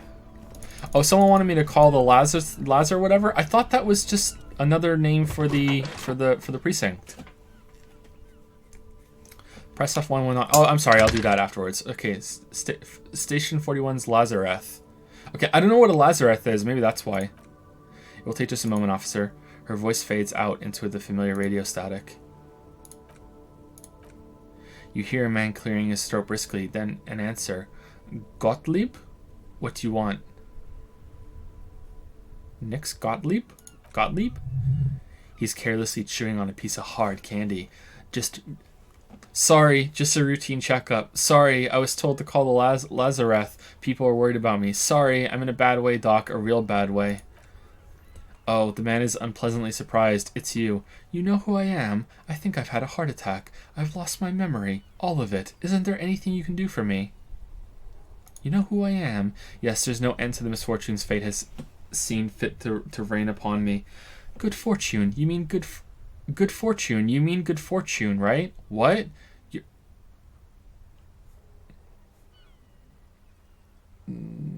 I don't understand that line. I'm sorry. I've been such a...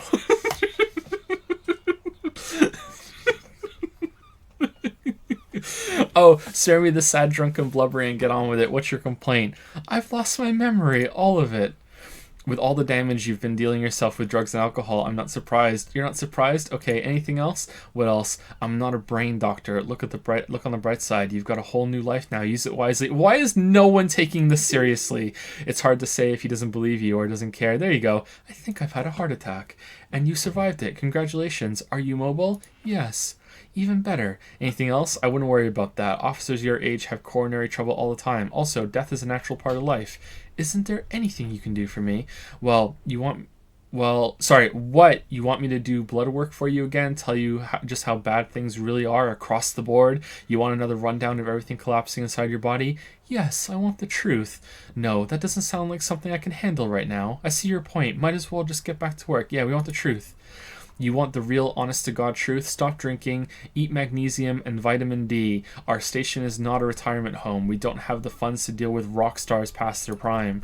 And no, I don't want to hear a political commentary on the topic. In fact, I got work to do. Some idiot has glued his eyelids shut with cyanoacrylate?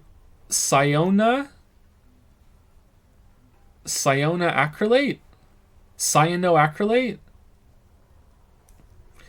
It looks like Mac Torson. Oh, I don't like that guy. Oh, there he is. It's not fucking cryactylate. It's super glue, doc. I hate that guy. I'm adding an R. Cyanoacrylate. I'm fucking adding an R to it. Okay, I guess that's it for now. Alright, that was fun. The voice clicks, suddenly you hear the already familiar voice. Alright, we're done. Cool. Alright, got some XP for that. Okay, close the door. Alright, now we're pressing F1. Thoughts. Active thoughts after dialogue options. Thought bonuses differ for research and completion. Tools. Time passes when you're picking new dialogue options. Read books to pass time quicker. Tasks. Gain experience by completing tasks or exploring. Leveling up grants you points. Skill points. Use skills to upgrade skill. Okay, there you go. Upgrade skills or unlock and forget thoughts. You need to spend a point to forget something. Skill checks. White skill checks can be re-rolled. Explore options or level up to try again. Red skill checks are permanent. Interesting. All right. So press space to continue. Interactable objects. Quick select. What? Thought cabinet. Character sheet. Inventory journal. Okay, that's that. Okay. What's quick select? What? For our tools? Pry bar has Carson T heavy duty engraved on it. Okay.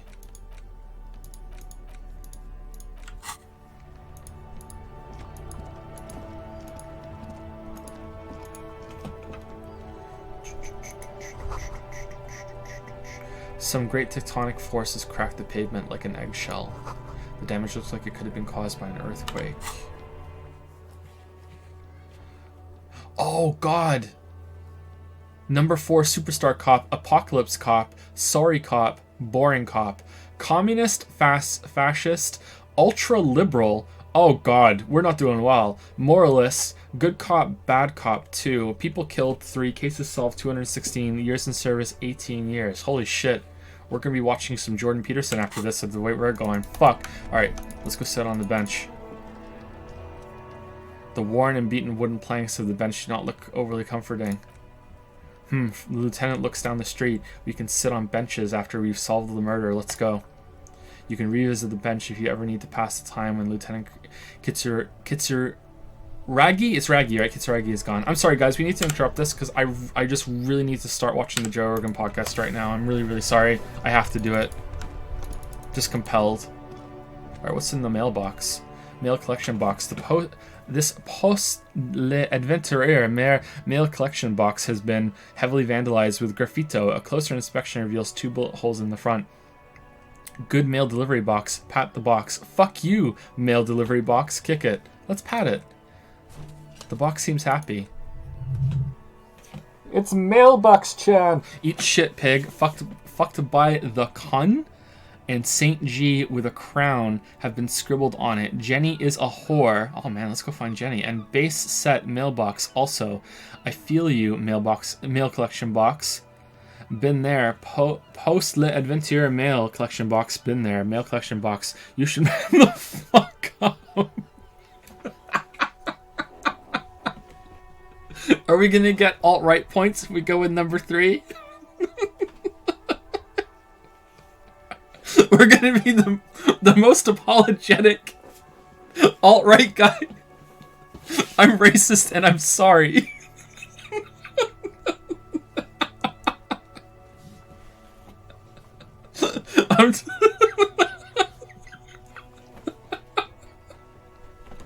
Alright, I've been there. Oh, we got some morale. The mail collection box seems cathartic. Thankful even. So do you. You shudder, then you swallow. Okay, I'm not... No, we're gonna be nice to the mailbox. Alright. Fuck. Can we open the thing now? Because we got some more morale, or we have the pry box thing? It's locked. Put skill points into interfacing to open this white... Oh, fuck, man. God damn it. Whoops. Put the ledger away.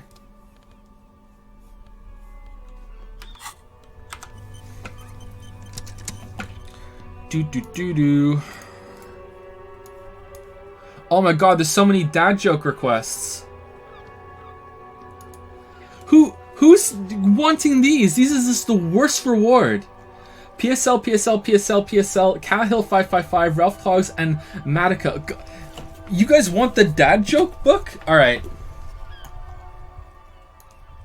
Holy shit. Alright, welcome to the stream, everybody. Okay. PSL. A veterinarian felt ill and went to see her doctor. The doctor was asking all the usual questions about symptoms and how long they had been occurring, when the vet interrupted him. Hey, look, I'm a veterinarian. I don't need to ask my patients these kinds of questions. I can tell what's wrong just by looking. Why can't you? The doctor nodded, looked her up and down, wrote out a prescription, and handed it to her. He said, there you go. Of course, if that doesn't work, we'll have to put you down. Why didn't the cyclist win the race? He just wasn't pumped enough. If you this is Lily's favorite one. If you're American when you go into the bathroom and American when you come out, what are you when you're in the bathroom? European. All right, I hope that was worth it. PSL.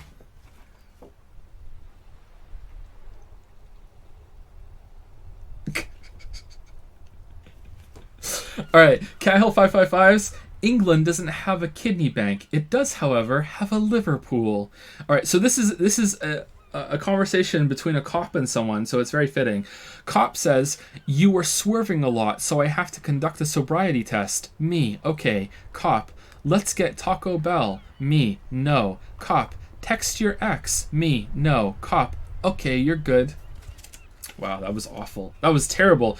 A highway patrol officer tried to pull over a speeding car on the interstate, but the car wouldn't stop. He pulled alongside the car and was astounded to see that the old woman behind the wheel was knitting, completely oblivious to the patrol's car's flashing lights and siren. The officer shouted over his loudspeaker, "Pull over!" "No," the old lady yelled back. "It's a scarf." Thank you, Calhill 555. Ralph Clogs. What do you call someone who never farts in public? A private tutor. That one's good. That one's good. Oh. That one's good. Smile and the world smiles with you. Fart and the world suddenly stops smiling. What? That's not clever. That's just people don't like farts. What is the definition of surprise? A fart with a lump in it. What is all the fart jokes? Are we in like the fart joke section?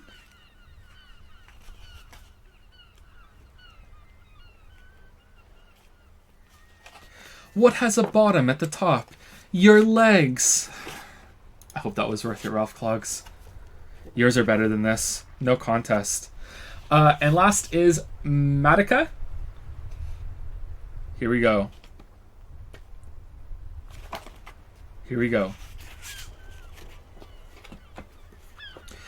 The quarter refused to jump off the train with the nickel. It had more sense. This is a George Carlin quote, apparently. Why is the man who invests all your money called a broker? Why didn't the approaching black hole concern the astronaut? He just didn't understand the gravity of the situation. A rope walks into a bar. The bartender squints at him and says, "A rope? We don't serve your kind here. Get out." The rope goes outside, ties himself into a bow, messes up his edges, and walks back into the bar. "Aren't you that rope that just came in here?" the bartender asks. "Nope," says the rope. "I'm afraid not." That one's good. Oh, we got another. Who? Cloakenoff. How are you wanting this? Who wants this? Who wants to spend all these coins on this shit? Are you serious, Cloakenoff? All right, here we go. First mate says, "Feeding the prisoners to the sharks isn't any fun." Captain says, "It is for the sharks." Judy Tenuta quote, I don't know who that is. "My mother told me I would never amount to anything because I procrastinate. I said, just wait. Why did the traffic light turn red? You would too if you had to change in the middle of the street." Today someone knocked on the door and asked for a small donation for the local swimming pool. I gave him a glass of water. That is such a boomer fucking joke. Why did Humpty Dumpty have a great fall? He was compensating for his lousy summer. I've heard that one before. All right, am I done? No, they're coming in faster than I can read them. Thank you, Rico1332. What's wrong with you? What's wrong with you? Why would you do that? Okay, I'm going to the other book. Fuck it. I'm going to the other book. This other book's even worse. All right. I'm thinking about getting a new haircut. I'm going to mull it over. Why couldn't the bicycle stand up by itself? It was too tired. What do you call Santa's helpers? Subordinate clauses. What time is it? I don't know. It keeps changing. Alright. That's it. I'm caught up. Holy shit. Holy shit. Welcome to the Joseph Anderson stream. We occasionally play video games.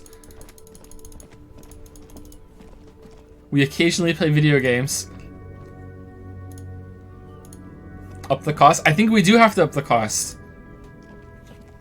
Hello again, officer. How are things? Do you still have your salts? I think I could use some. Sure, I'm done with them. She takes a small capsule out of her breast pocket and hands it to you. What is this fuck the police business? Excuse me? She doesn't understand. She's uncomfortable. Maybe you should drop the sign of questioning. Yeah, let's drop it. Let's drop it. We don't need to investigate everything. Look at this shit. Look, see this box here? Look at how many fucking options this box has. Look at this shit. Fucking hell.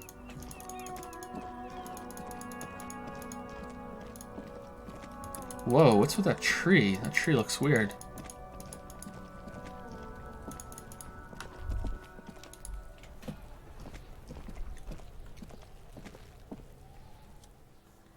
There are several footprints in the mud left by work boots. Anywhere from 6 to 12 pairs have walked here.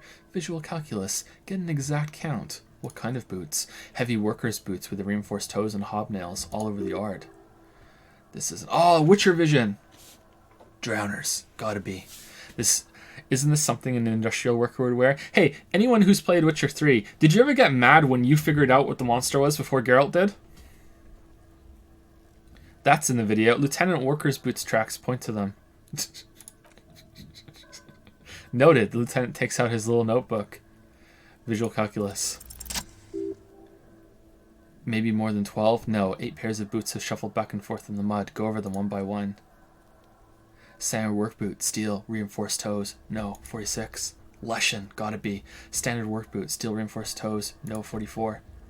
No, number 44? Hobnailed. Number 15. Standard work boot. Wait, which is it? Count more. Another standard work boot. Steel reinforced. Number 44.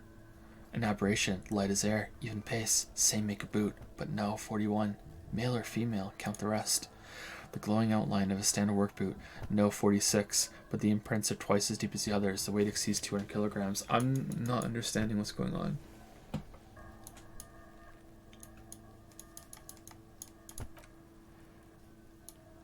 And yet another standard work boot. No, 44. There's an aberration in the pattern of the sole. However, the right sole is smoother, more worn. How many? Lieutenant has been tracking your eyes movements. 8. 400 million. 8. I was pretty off then. I counted 20. The same guys are going back and forth. Way off. Way. I never got the hang of it. Hyperopia? Hyperopia? He points to his glasses. Do you see anything out of the ordinary? Point. Light step. Number 41 shoe. A woman or a kid? Could be a woman. Could be a kid. I don't think there's any way to be sure. Understood. Anything else? A heavy one. 200 kilogram imprint. 200. He thinks for a moment. Could it be the combined weight of two people, one carrying the other who's tied up? Let's say a heavy built worker carrying a similarly built soon to be dead man. Yeah, that's what I thought too, actually. He might be right. 200 kilograms of living weight is unlikely. One of them was carrying him over. Maybe it was a giant. It could have been an extremely obese person. I don't know. One of them was carrying him over. Possibly, yes. Lieutenant marked something down in his notebook. But why? You're thinking, why did they have to carry him? Let it be. Yes, they could have used a makeshift stretcher or just marched him up to the gallows. Maybe the victim refused to walk to his own lynching. Maybe the victim wasn't conscious. Our reading of these prints could be wrong. I think number 2. Even easier to carry on a stretcher or between 2 men. Anyway, it's her future consideration. What else can you see? An aberration. One soul smoother than the other. Interesting. Let's name it the odd soul. Do you have any ideas, Lieutenant? Someone operating a workbench with a pedal, like a joiner or at the harbor. He thinks for a second. Or maybe a drummer. He regrets it the moment he says it. Look at this. This is cool. Look at the labels on the ground. A drummer? That's stupid. So one of the people we were looking for is a drummer. Don't say anything. Let's let it go. Let's be nice to Kim. I don't know why I said that. We're not looking for a drummer. We're looking for a group of dock workers. Or a drummer. He raises his index finger. Perhaps it could be a driver. A driver would wear out the right shoe before the left. The accelerator is on the right. I don't drive, but my understanding of driving is that you just use you use your right foot for both pedals? You never have both pedal feet operating at the same time, right? Isn't that how it works? Nod thoughtfully. I was actually thinking the exact same thing. Interesting. If only I had come up with that idea. He doesn't seem to hear you. Looking south toward the traffic jam instead. The machines are silent. The engines are all turned off. We should keep our eyes open around the traffic jam. See whether anyone strikes out as potential suspect. Seems prudent, no? What? No? Sure, yes, prudent. The lieutenant writes the information down in his notebook, then reverts to the tracks in the mud. How old do you think these tracks are? A week maybe? 7 days would fit the time frame provided to us by the caller who reported the hanging. It is not impossible. How do you know? I pulled last week's forecast for coastal Rivashal, 7 days below freezing. The day before, the last of his hanging, was the last warm day. Correct again. Sub-zero temperatures would preserve the tracks in a good state. The commotion here could have taken place a week ago. Hey Lily, how's it going? Okay, how's the game? Pretty good. Still enjoying it. Good. It's not a game though. No? No. Did you hear all the dad jokes? Is it a vocal performance? It's a vocal performance. Is it an experience? It's an experience for sure. Someone else, Dalmec did okay, Lily can read these. Here you go. Here you go. Pick up the flip to something and read 2 pages out loud. Here you go. Why can't your nose be 12 inches long? Because then it'd be a foot.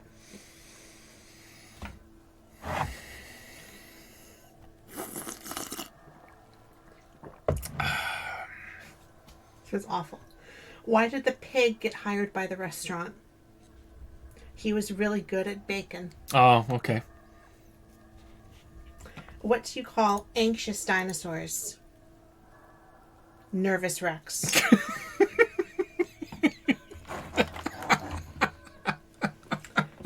And finally, what do you call a snobbish criminal going down the stairs? This one's very in-depth. Okay. A condescending. Oh, God.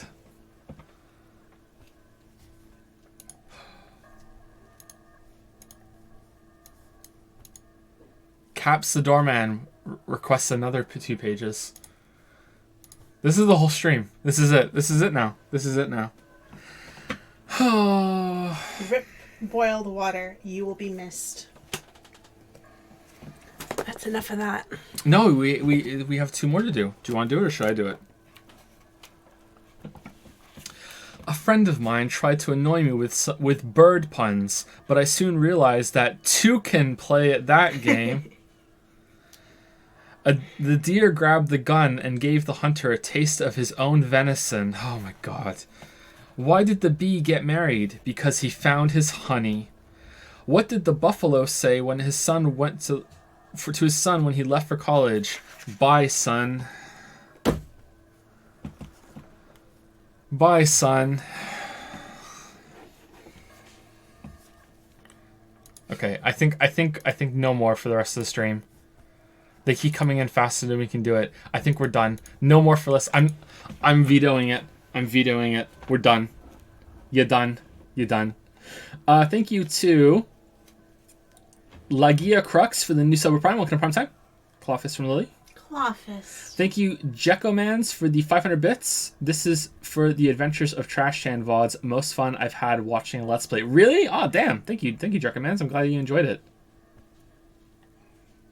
Whoa, why is your text purple? I calculated the Ayaya. Once we're on the 5 days a week, 5 hours a day schedule, with at least 250 subs watching every stream, donating bits and gifting at least one sub every month, it will still take 54 months to get Ayaya with spending monocoins exclusively on Ayaya. Okay, sounds like a challenge. Weebs don't turn down a challenge, right? I believe in you, Weebs. I don't. Thank you, Jekkomans, again for the 500 bits. Ralph was using this to say the dad joke people just needed to work out their shit. It's going to just be a steady stream of this now. Puckered Starfish has used 100 bits to say, just woke up, what did I miss? A bunch of dad jokes. That's what you missed. A bunch of dad jokes. We're never finishing this game. Oh, and then you use 50 bits after that to say, oh, dad joke. Yeah, there you go. I've missed dad jokes. Don't worry, senpai. I'm saving up my coins for dab jokes. Nice. The dab is going to be so anticlimactic. Thank you, Infinity Squirrel, for the new sub. Welcome to the Disco Dragons, because it's Disco Elysium. Like that. The Disco Dragons. Disco Dragons. Thank you. Just imagine them doing some, John Travolta. Last on my list is Ralph Claus with 100 bits. Kim and Yusuke are camping out in the wilderness. Kim, looking up into the night sky after waking up, has led me to realize something. Yusuke, Space Memorial Day. Kim, no, somebody has stolen our tent. What do you think happened here? What do I think? A mob of people brought something heavy to the tree. One of them was carrying the victim. They shuffled around, especially under the tree. Then, after hoisting him up, they stood in a semicircle facing his direction. At first glance, this appears to be a lynching. Indeed, they all stood in a row here and looked at the tree. Yes, everything fits so well. Carried him over, hoisted him up, watched him hang. This is easy. I think we have a firm understanding of what happened here. Will the entirety of the Trash Can Chronicles make up to YouTube eventually? I hope so. It might be a while because everyone's going to be, all of them are copyright claimed, unfortunately. So it's going to be a while. Yeah. Please increase the price of the jokes for the love of God. I feel like it's too expensive and too cheap at the same time. Too many people saved up. Like, for what you get, it's too expensive. But for the whole stream, it's like it's too accessible. Yeah, it's true. It's too accessible. It's the Mario Odyssey of rewards. The lieutenant's eyes. You don't want to be easy with your jokes. Exactly. You don't want to be easy. Lieutenant's eyes narrow. He's thinking to himself. A doubt, perhaps? It would be unprofessional of him to be sure of himself at such an early stage in the investigation. Have most other streamers have some stupid bullshit for their rewards too? Did you see it, Lily? It's 1 billion nanocoins to enable Ayaya, but at 20,000 coins they can cash it in, and I'll reduce it by 20,000. Oh. See? That joke. Can't believe this is a thing. Oh man. See you later. See ya. Alright, we're finally inspecting the body. It only took 5 hours. Endurance, let go of your nose. Oh, we can try again. Alright, 8%. Alright, here we go. 8%. 8%. We can do it. We can do it. We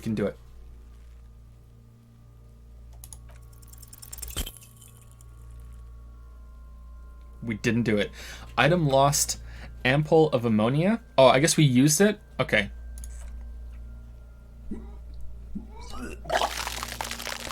Nope.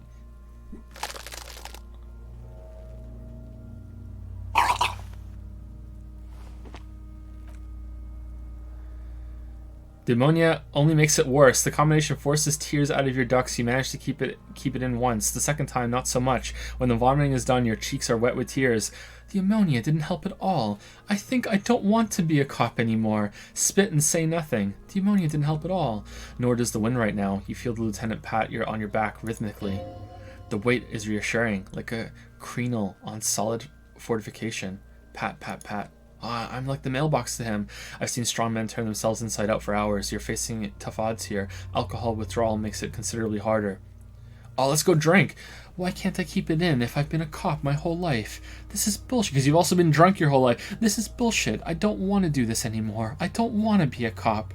Can't we do something else? I think I want to solve something else now. Do it without me. I just can't keep it down. I think Yusuke want to go be an artist. Okay, you said it. You needed to say it, and now that you have, he withdraws his hand from your back and looks you in the eye. You need to get your shit together. Okay, shake your head. No, but I don't want to get my shit together. But my shit already is together. Okay. Volumetric shit compressor. Your shit is apart, and it's rather unbecoming of a cop and a human being. It's supposed to be the opposite of that. Together, compressed in a small area. To achieve a solid level of shit compression, squeeze your butt cheeks together for 30 minutes. Do something similar with the two hemispheres of your brain. Talk to people. Maybe that will help. Get your shit together. We should go talk to the locals, find something else to do while the wind changes. It's pretty bad right now. Are we ever going to inspect this body? You have received a thought. When this dialogue is over, go to your thought cabinet and bottom menu and equip it.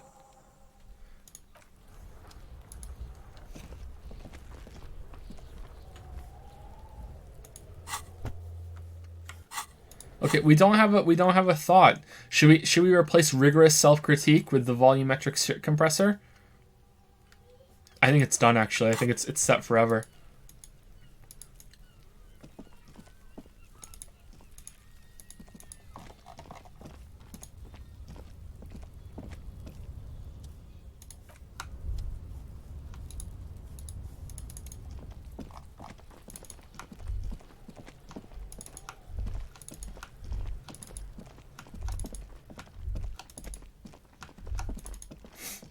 Okay, what the fuck is this? An old call box with a matrix of push buttons lists all the companies in the East Delta Commerce Center. Main hall, building A. An off-key melody starts playing after you ring the doorbell, then a woman picks up the receiver. Kuno, please stop calling here. Grown-ups don't have time for your stupid games. She thinks you're the gremlin child. What would he say to this? Try to impersonate Kuno. Fuck off, pig. I'm Kuno. I don't give a shit. Let me in. This is the police. Please open the door. Sorry, I was just trying random doorbells. I didn't have anything important. Please don't do that. Doorbells are not toys, and this one isn't even working properly. Please don't call us again. Thank you. Fabron's taxidermy? Emma's fashion atelier. 24-hour window. Okay, empty card. This button looks new, but someone has removed the name card. Nothing happens when you try to ring it. This button looks new. Oh, sorry. That was what he was saying. Sorry. All right, let's go walk around. What's the limits of where we can go right now? All right, there's someone here. Crime, romance, and biographies of famous people. Holy shit.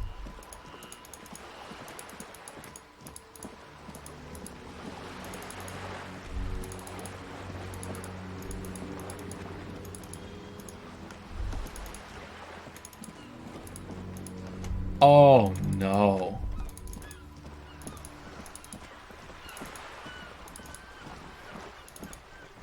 Oh, no. This is fine.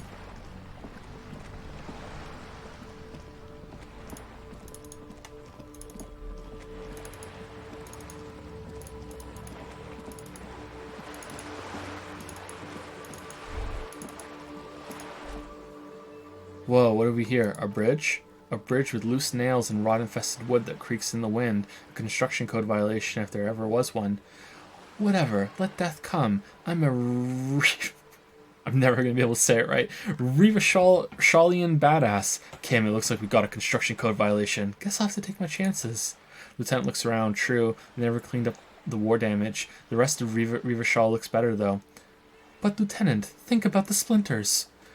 And also the Ninja Turtles. The bridge is fine, though. Fine enough. Locals use it all the time, after all. It's nothing to worry about. He adjusts his glasses, shall we? Okay, what if I just keep walking back and forth on it? Will it eventually break?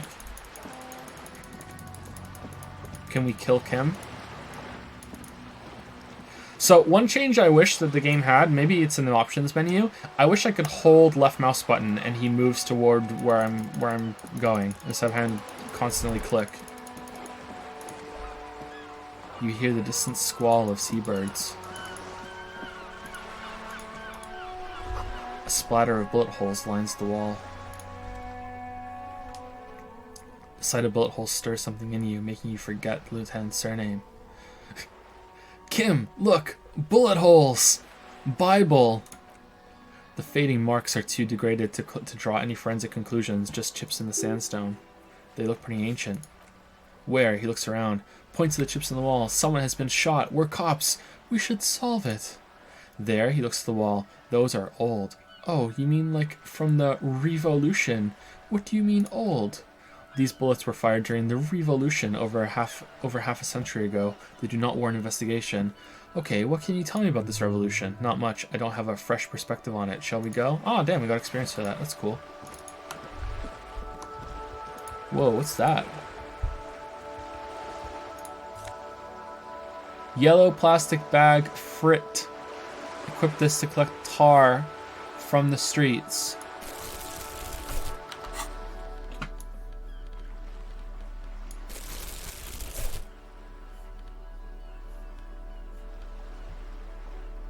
This plastic bag has frit sick written on it in a dynamic, forceful manner that implies great prices. As you crack it open, a multi-gust of air flies in your face. Smells of yeast and beer. A perfect place for tar.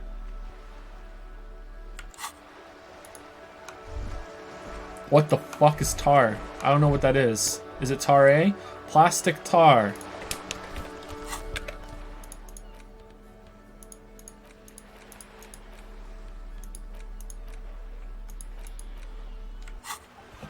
I don't know what that is.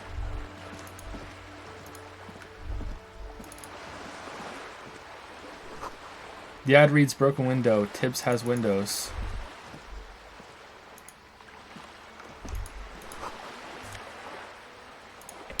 Damn, we're getting a bunch of tar.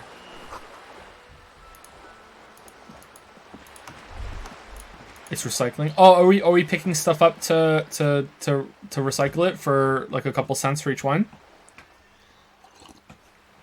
This coin-operated viewer is facing southwest. Its coin slot is full of fossilized bubble gum, rendering the machine permanently inaccessible. Wait.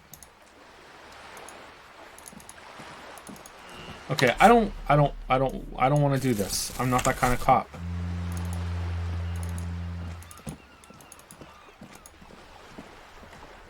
Wait, we have a debt. We have a debt. I am that kind of cop. All right.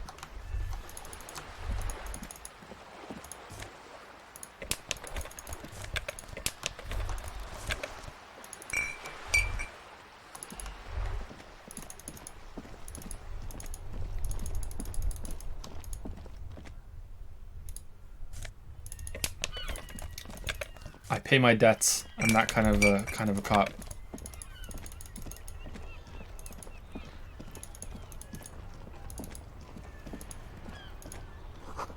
Tire tracks leading onto the roof. The slush and rain has almost washed them off. Okay, so right now I'm just kind of just walking around to just see what like the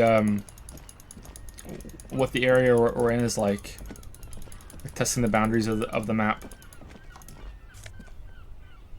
Nosafed health. Nice. Now we can die. Oh man, so much tar.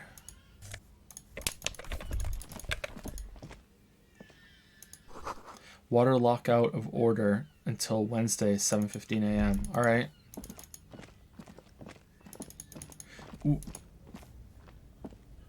Does this matter? I guess we'll find out. A helpline to the company that controls the drawbridge.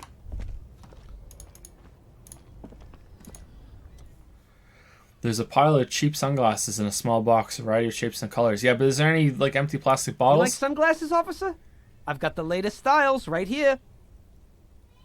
Okay, superstar cop would totally wear sunglasses. Try the shades on. Abort, these are hideous. What's more, they don't even fit your face. You can feel them pinching your nose and chafing against your brow. Damn, officer, you look like a mega secret spy. Very secret. The man nods eagerly. They're practically made for you. I'll let you have them for $2.50.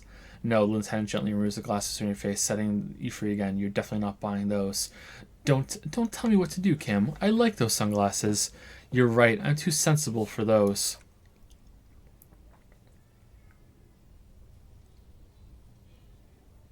shades of self-destruction.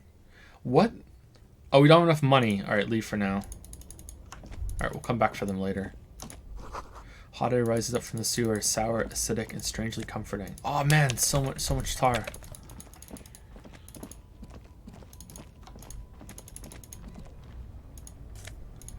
You could lose a dinosaur in me. Like, holy shit.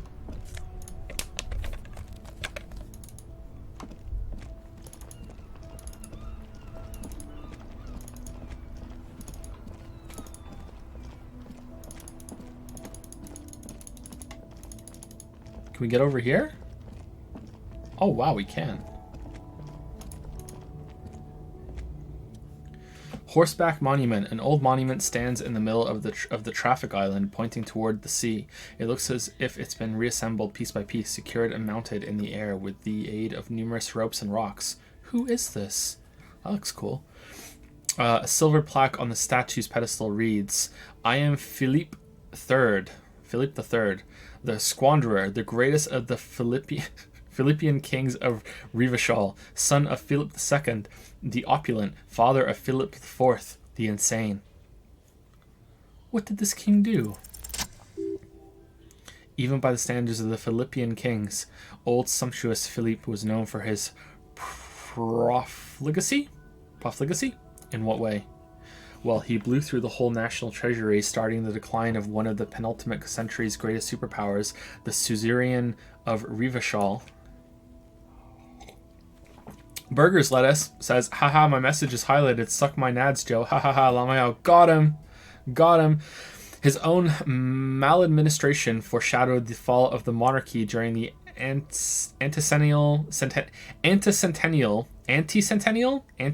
or just anticentennial? I'm going to guess anticentennial revolution, an end to his family line and the monarchy of the Insulindian Isola. I feel like I'm saying that wrong. How did he manage to blow through the entire national treasury? It's really easy. Stories have it that he had his bedroom covered in a treasure chamber where he stored unfathomable wealth. Krugerrands, bars of gold, ornate weaponry, armor, and various chalices. He called it the Sal Arum. It was obscene. There were whispers he slept on a huge pile of gold-dipped feathers like some obese dragon instead of a bed like a normal person. I would like to sleep on gold, hustler style. The king is the king, and he can do anything. Wait, really? There's no way that's true. A deplorable farce. No wonder everything went to shit. But wait, you haven't even heard about his fabled cocaine addiction. The what now? You see, old Philippe wasn't just good at squandering the national treasury on gold and ceremonial weaponry. He was also a prodigious snorter of nose candy.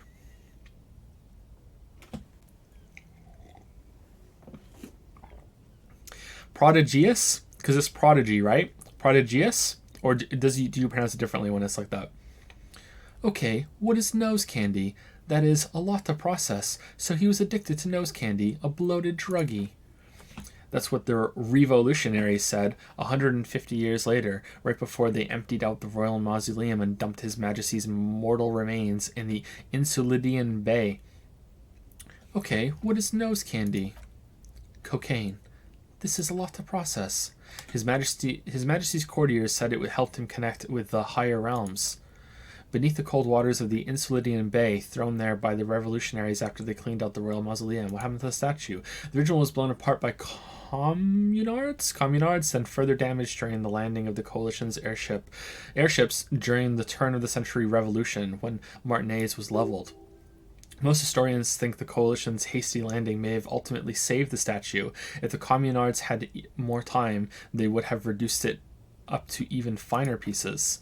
Some years ago, a group of liberal, artistically inclined individuals, designers mostly, thought it would be ironic to restore the statue of the most wasteful ruler of Rivachol in the poorest part of the city.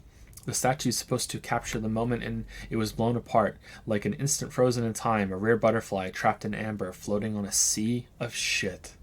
That was a nicely written paragraph. That's brilliant, so funny and nihilistic. That's such a bad idea. I really don't get art. Definitely number one. People in Martinez tend to disagree, as do many prominent art critics and thought leaders with more nuanced social awareness than the young ironists. Conceptualization, success. Those critics might have it wrong, though. There's more to it than just ironism. But you can't say what precisely. Perhaps this art mystery will be solved at a later time. It's an art mystery. Horseback monument. Philip III, the squanderer, however, with his bronze face up in the air, doesn't seem concerned about what the hoi polloi think of him in death. Not that he ever did in life, either. Huh, that was cool.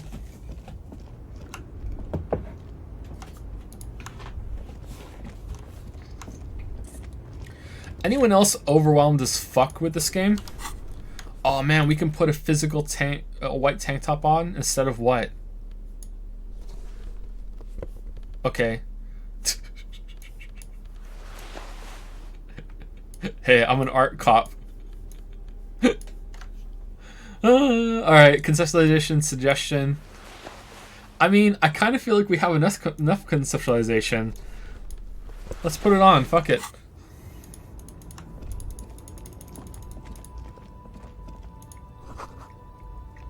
Ruins full of snow, no one lives here anymore.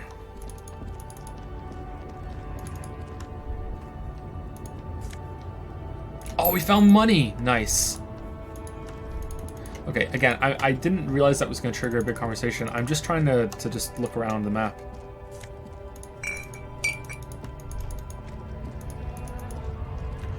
You're just afraid of work yourselves. Why don't you fucking come down here?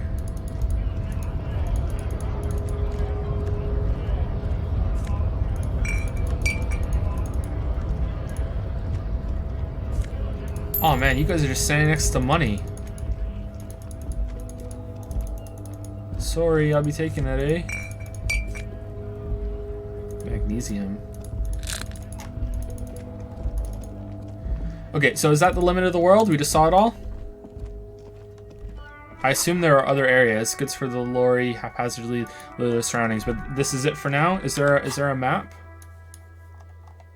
Acquire a copy of the city map. Alright. Okay, so where do we want to go? Do we want to talk to people and see what they think about the body? Again, officer. Okay, that's it. So let's just go back the way we came. Tommy Lee home.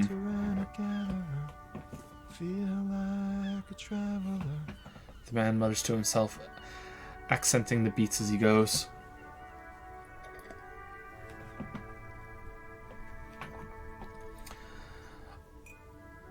Outcetera has used 203 bits precisely to say, hello, Daddy Pon Jamison. How are your ha and ka? Well, they're fragile, but they're not that fragile. Thank you for making me think of Death Stranding again. I'm warming up more and more to Death Stranding as time goes on, but I still think it has some big problems. But that was a fun game. I enjoyed myself with it. Thank you for the message and the bits. You also gave another 100 bits for another message. Yusuke So would come into the 7-Eleven with 300 empty aluminum cans.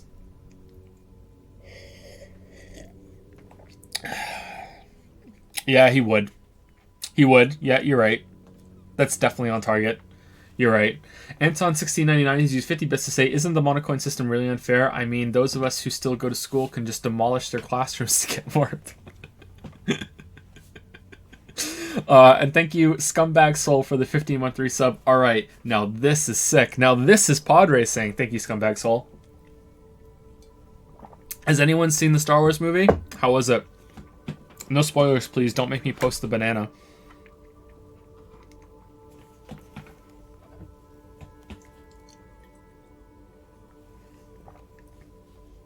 Apparently the critics didn't like it this time, which means everyone that disagreed with the critics on the last one should really like it this time, right? You gotta be consistent. Thank you for the resub, Scumbag Soul. Medium success. A simple little cadence. He seems to be making it up as he goes. I am the law. Keep listening. He finishes and turns to you. Hey there. What's going on here? What's the jam, my man? He motions toward the sprawl of lorries with a sweeping gesture. What's the jam? It's a traffic jam for the ages. Harbor gates up the street are shut tight. No explanation given. Workers on strike, scabs agitating, an all-around clusterfuck. Meanwhile, we're all stuck here in long-haul limbo for days upon days upon days. upon days. Limbo, huh? So that's where I am. So how long have you been here? Yeah, exactly. It's official. He too agrees. This is the antechamber of the afterlife. This is the antechamber of the afterlife. Who knew? Feels near forever. Like I was born on this here Ooh, roundabout. that was This wrong. is all I ever knew. Just me and the metal and the tires, the oil and the fumes of mazout. Damn, the voice acting different than the subtitles. What did this game think it is? Witcher 3? Mazout is an antiquated term for heavy fuel oils. This man has a barely suppressed performative streak, or he just likes unusual words, or both. I dig your style, man. Extravagantly phrased, but I can roll with it. Yeah, imagine. It's been a whole week already. Behind the laugh, however, a touch of sorrow. So tell me, what do you need? Care to spare some change for a working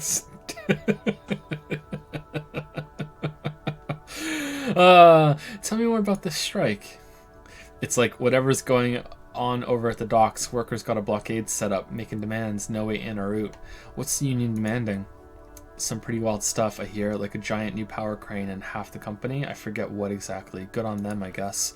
I've heard talk there's a company rep in town too, like a strike negotiator type. They know what's up, precise demands and so on. Ah, yes, from the Wild Pines. He takes a note. We'll meet her soon enough, I'm sure. What do you think the company wants? They want to keep that money flowing in, my man. He makes a ka-ching sound. He doesn't blame them, but he's not on their side, that's for sure. Anything else I should know? Anything else, he thinks? Yeah, this ain't really my area of expertise. I just do my job and get paid. I have things to do and places to be. All of us do. All of who? Us lorry drivers. Camioners? A few still hang around here waiting for this mess to end. Most have scurried off somewhere to get drunk or high or laid. He smiles awkwardly. Not that I blame him, really. Not you? Not my thing. Chasing transient pleasures is a drag these days. I prefer the examine life now, thinking, reflecting, observing. He glances down the road toward the horizon, a glint of something in his eyes. Damn, Yusuke and this guy, they would get along. What are you hauling anyway? Oh, high-grade narcotics, illegal firearms, stuff like that. Relax, he's merely joking. You're under arrest. Wicked. I've always wanted a friend in the underworld. Okay, you're under arrest. Can I joke too? Relax, he's merely joking. You're under arrest. Because it's a joke? Like, haha, I'm a cop? No. Can't even get a few jokes past you, my man. He grins. I've got another haul of fallen cargo, mostly sporting goods, tracksuits, and that kind of thing. They usually get shipped to Grad and the Occident, though we've been making headway in the Ilmaran market lately. Okay. So, nothing illegal then. That's your machine behind you. Could I get one of those fallen tracksuits you're hauling? We're pals and all, but I can't just freely hand out the merchandise. The bosses won't be happy. Okay, right, I had another question. Know anything about the dead man, the one hanging behind the hostel there? He ain't one of us drivers, I know that, all accounted for. Otherwise, I haven't really asked to boot that. Been wasting time right here, keep him busy. Keep on keeping on. It's easy to see he's telling the truth. He's kept his nose out of the dark stuff. Busy? With what? Analyzing the fundamental structure and psychological conditions of being stranded in the midst of a sea of motor lorries and their sad, despondent chauffeurs. Challenging. Success. Ask for his conclusion. And your conclusion. A sense of surprise. There ain't more bodies hanging from more trees. Oh, the writing's really good on this. Care to spare some change for a working set? Nah. Would you say he's not going to take us seriously if we need to come talk to him later? Nah, we're good. No, don't be a stranger. He gives a salute with 2 fingers. All right. Let's go into one of these stores. This is Fret, right?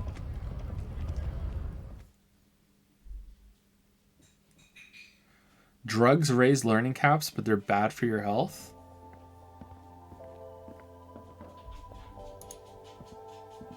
Yusuke never asked us for money. Yellow roses, dozens of them. Tulips, too. A melancholy pop song plays on the radio. But is it our melancholy pop song? Tar Machine. The tear machine stands in the corner. A sign says 1 bottle, 10 cents. Insert your bottles. Oh man, your bottles clunk into the machine and the money appears with a satisfying jingle. You're a richer man now. Alright, how much money do we have? We have... Oh, it's right there. 4 real and 09. How much do we need? 60 or something? Oh god. How much should we drink? St. Baptiste Pharmaceuticals. A small cabinet on the wall is filled with various medicine bottles, nasal sprays, and blister packs. They all bear the St. Baptiste Pharmaceuticals logo. Their logo is the bloodless rose, pure white, untouched by harm. Whoa. Lot of yellow.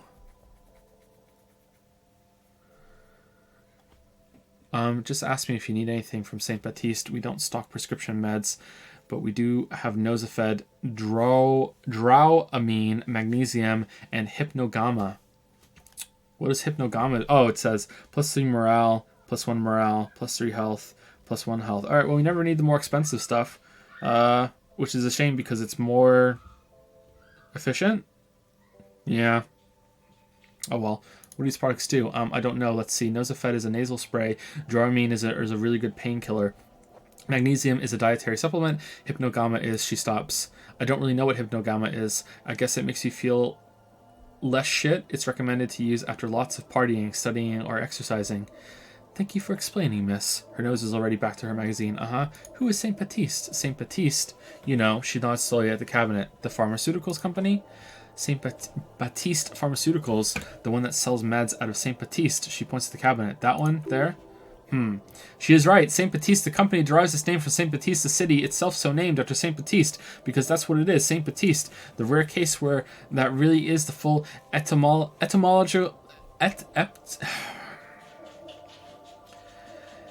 can't say it. I'm not going to try and get history as far as almost... anyone knows at least. This is what a stroke sounds like. Do you have any ammonia? Yeah, there's an ampoule somewhere. She waves her hand in the air absentmindedly. Okay, it didn't work last time, right?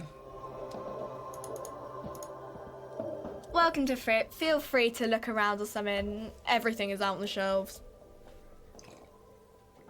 She returns to her magazine.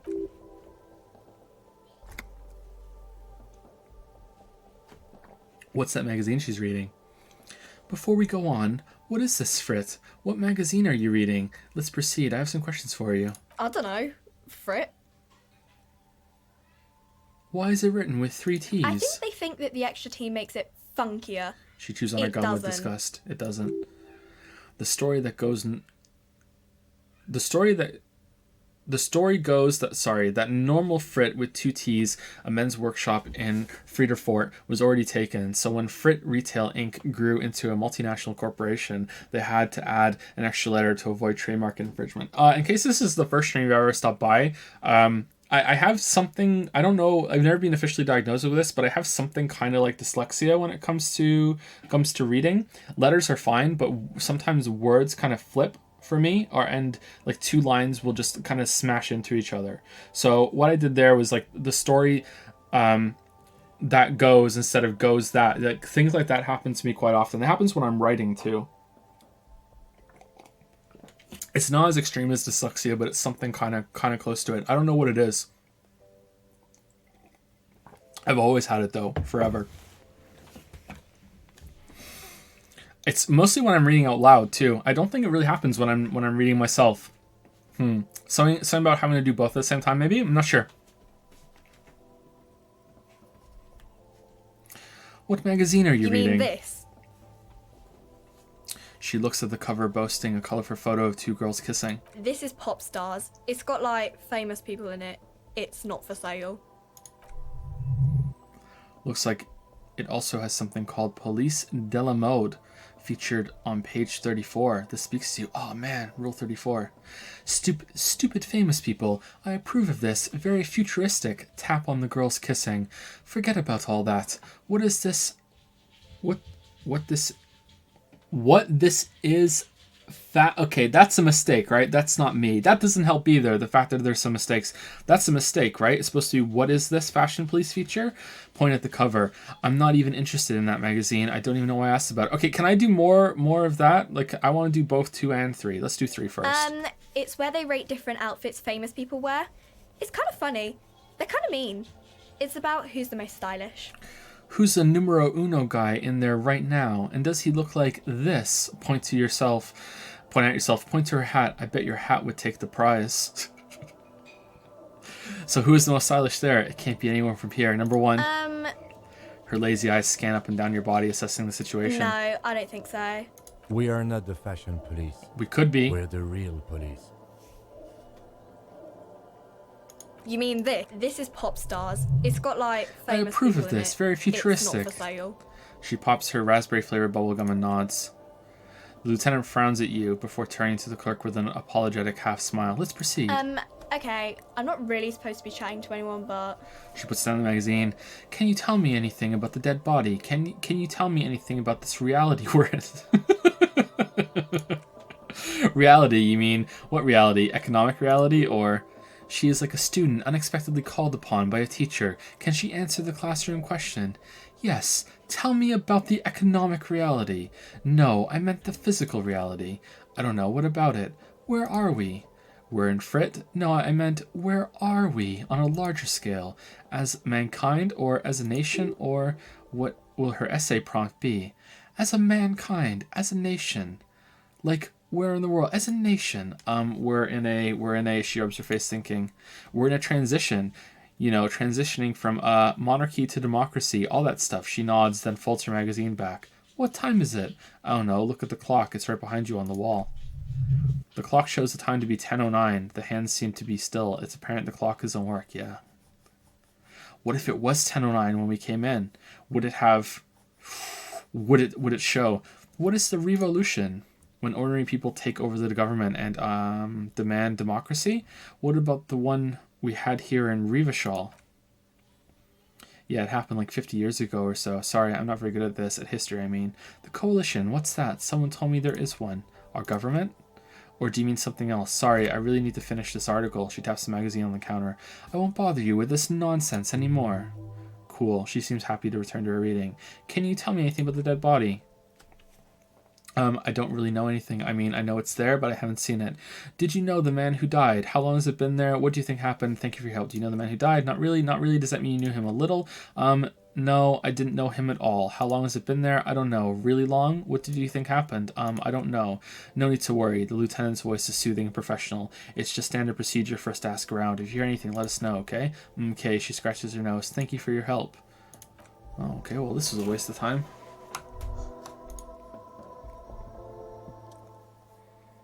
I want to buy a raincoat. Oh, more endurance. You see several packaged raincoats fill a low shelf beneath a display of croissants and juice boxes. The raincoats are transparent. Expect? Wrong? For the big Frit slogan on the back. What's that? Points to the raincoat. What is what? The girl leans over the counter to see what you're referring to. It's a raincoat? Okay, cool. That's expensive.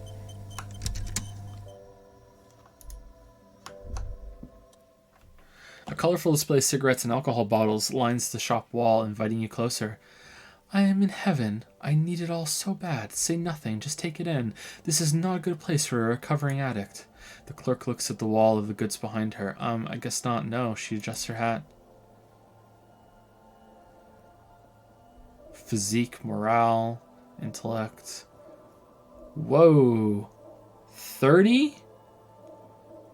Okay, is this permanent? You get physique? Huh.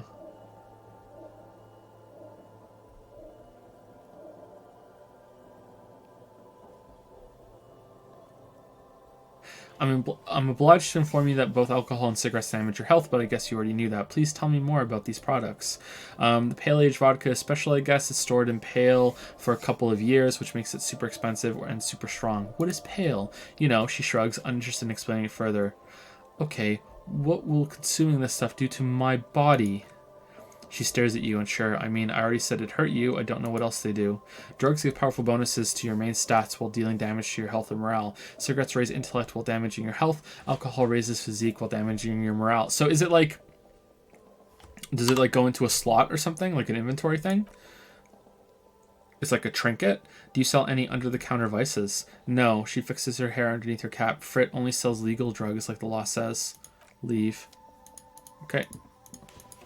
I think we are done in here. All right, maybe we can go back to the body now. Can we talk to Kim? Can we go back to the body?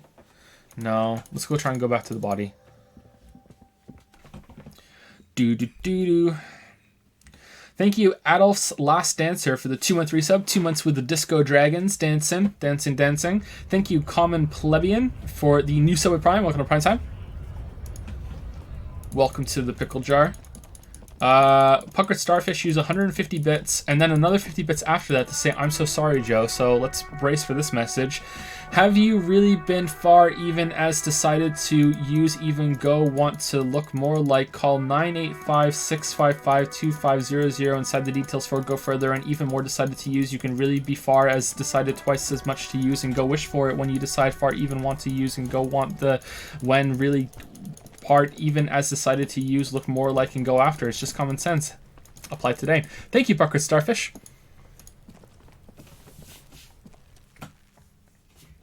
No, this is locked. Okay, so let's just go and inspect some magazines and stuff.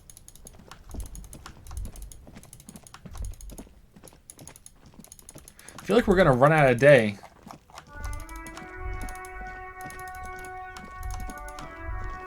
Oh, is there any... No, we already looked at the mailbox. Sorry, what's over here? This book has a rose, a pistol, and a half-naked dame on its cover. On the cover stands a very muscular man surrounded by flames. The book is titled Man from Heimdall and the Wildfire. This book is about pate. Damn, you could fill a whole book. This book, you don't really understand what it is about, nor does it seem important. A book about Boidiero culture. It promotes freedom and roaming upstream. A book about the future. The government reads your mind using radio technology. Oh man, more like the present. Hey, who are you? Sir. Annette. Step right in. The store is open. Wow, your voice is really quiet, Annette. A young girl with chubby red cheeks waves at you, smiling. Her nose is also red from the cold. Hello, I am the law. Hi, hello. Are you interested in a new and exciting book? She stomps her feet to feel warmer. What kind of store is this anyway? Is it okay if I ask you some Okay, questions? sir. I'll try to answer any questions you have. I hope they're about books. What is your name?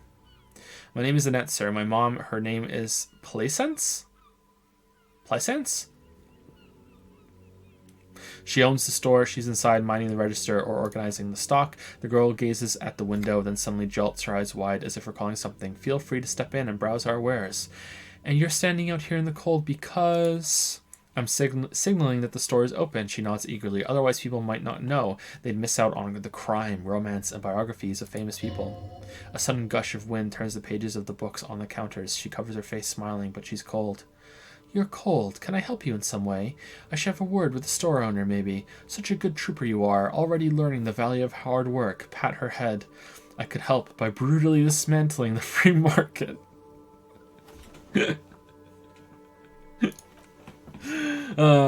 Pucker Starfish used 500 bits as a follow-up to all that. You nailed it, Joe. I didn't actually. I made a couple of mistakes, but yeah. Oh well, I tried. Thank you, Puckered Starfish. Did you write that out yourself? Holy shit. Kind of you'd officer. She doesn't know what else to say. What could you do to help her anyway? I should have a word with the store owner. Such a good trooper. Alright, let's do. Oh, no, sir. I'm happy to help Mom by luring in customers. She stands upright and smiles like a little soldier. Besides, I have some hot juice in my vacuum bottle to keep warm. Shouldn't you be at school or something? I do my studies at home at the moment. I have to help Mom keep this place running. Isn't going to school more important than this? What is school anyway? School? She rubs her red chilled nose while mine is a big yellow building on Boogie Street and the people there run it. They say it's a charity. Isn't going to school more important than this? Mom says it's necessary to do both because it builds character. Mom says a proper worker is dutiful. That's how you get ahead in life. You succeed. How's the business going? Mom says it's peachy. She was a little afraid at first. There's talk about this house being... She looks over her shoulder. Cursed. Behind her, the window has been boarded up. You sense the boards creaking, twisting for a second, and some kind of doubt in her tense shoulders. Cursed? In what way? Good to hear that it's going well. I'm sure there's nothing to worry about. Yusuke believes in ghosts, right? Absolutely. Cursed in a way that makes them say that no business has ever really thrived here, sir. They all go, she's looking for the word. Bankrupt. Ass up. Say nothing. Bankrupt. Exactly. We've all But we've been doing fine so far. I don't think curses are real.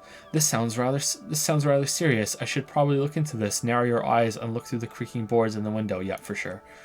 We can go into the bookstore and ask about the case, but I don't see much more to look into here. The lieutenant makes a note in his notebook. Yes, she chirps. Please do look at what is inside. The postcards and board games are there, sir. What do you know about the other failed businesses? How does this curse manifest itself? Stroke your chin. Enough about the curse for now. It does not manifest itself in any way. It does not exist. I liked it better when we were talking about whether it's appropriate to stand out in the freezing weather. But Kim, the plasmic manifestations. No such thing. The lieutenant stands at your side, stern and serious. The girl looks back and forth between you two. Anything else you want to talk about, sir? What you know about the other failed businesses? Nothing really, sir. Mom doesn't allow me to sneak around in the back rooms or the cellar. She looks a bit disappointed. I don't really know what's there. Okay. Books. Okay, I don't really care about the books. Let's just go. Oh, what if it's XP, though? Shit, we need the XP to try again. Crime fiction is about murders or burglaries or things like that. And the work of a policeman or a private detective who's trying to solve a crime or catch the criminals. Wait, not crime fiction. I need to know what crime is. She doesn't know what to say. It's that bad. Point to your head. Crime is what we were solving before this conversation began.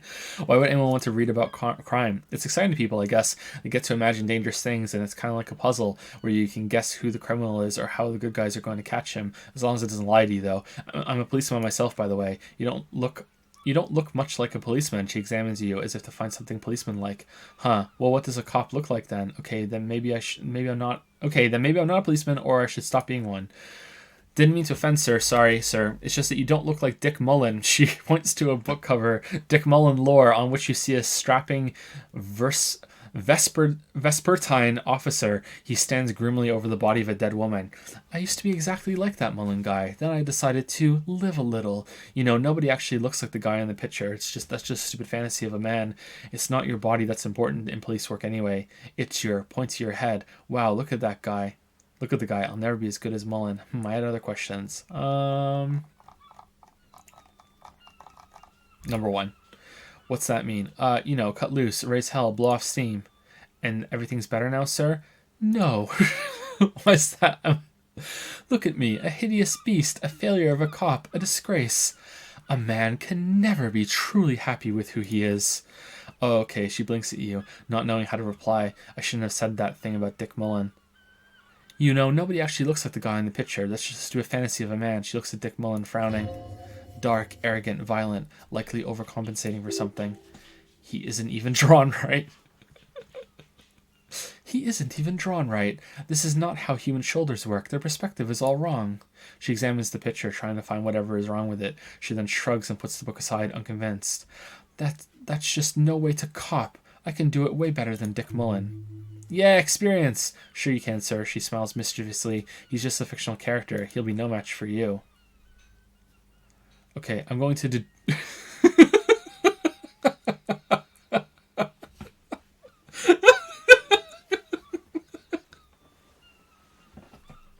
Let's exhaust the rest of it first. It's the type of book where there's a rich lady and she has to choose between the good man and the bad man. She smiles at the thought. She smiles at the thought, perhaps imagining herself in that situation. Or there could be a story about a poor lady getting a rich man. It's about a man and lady business, sir.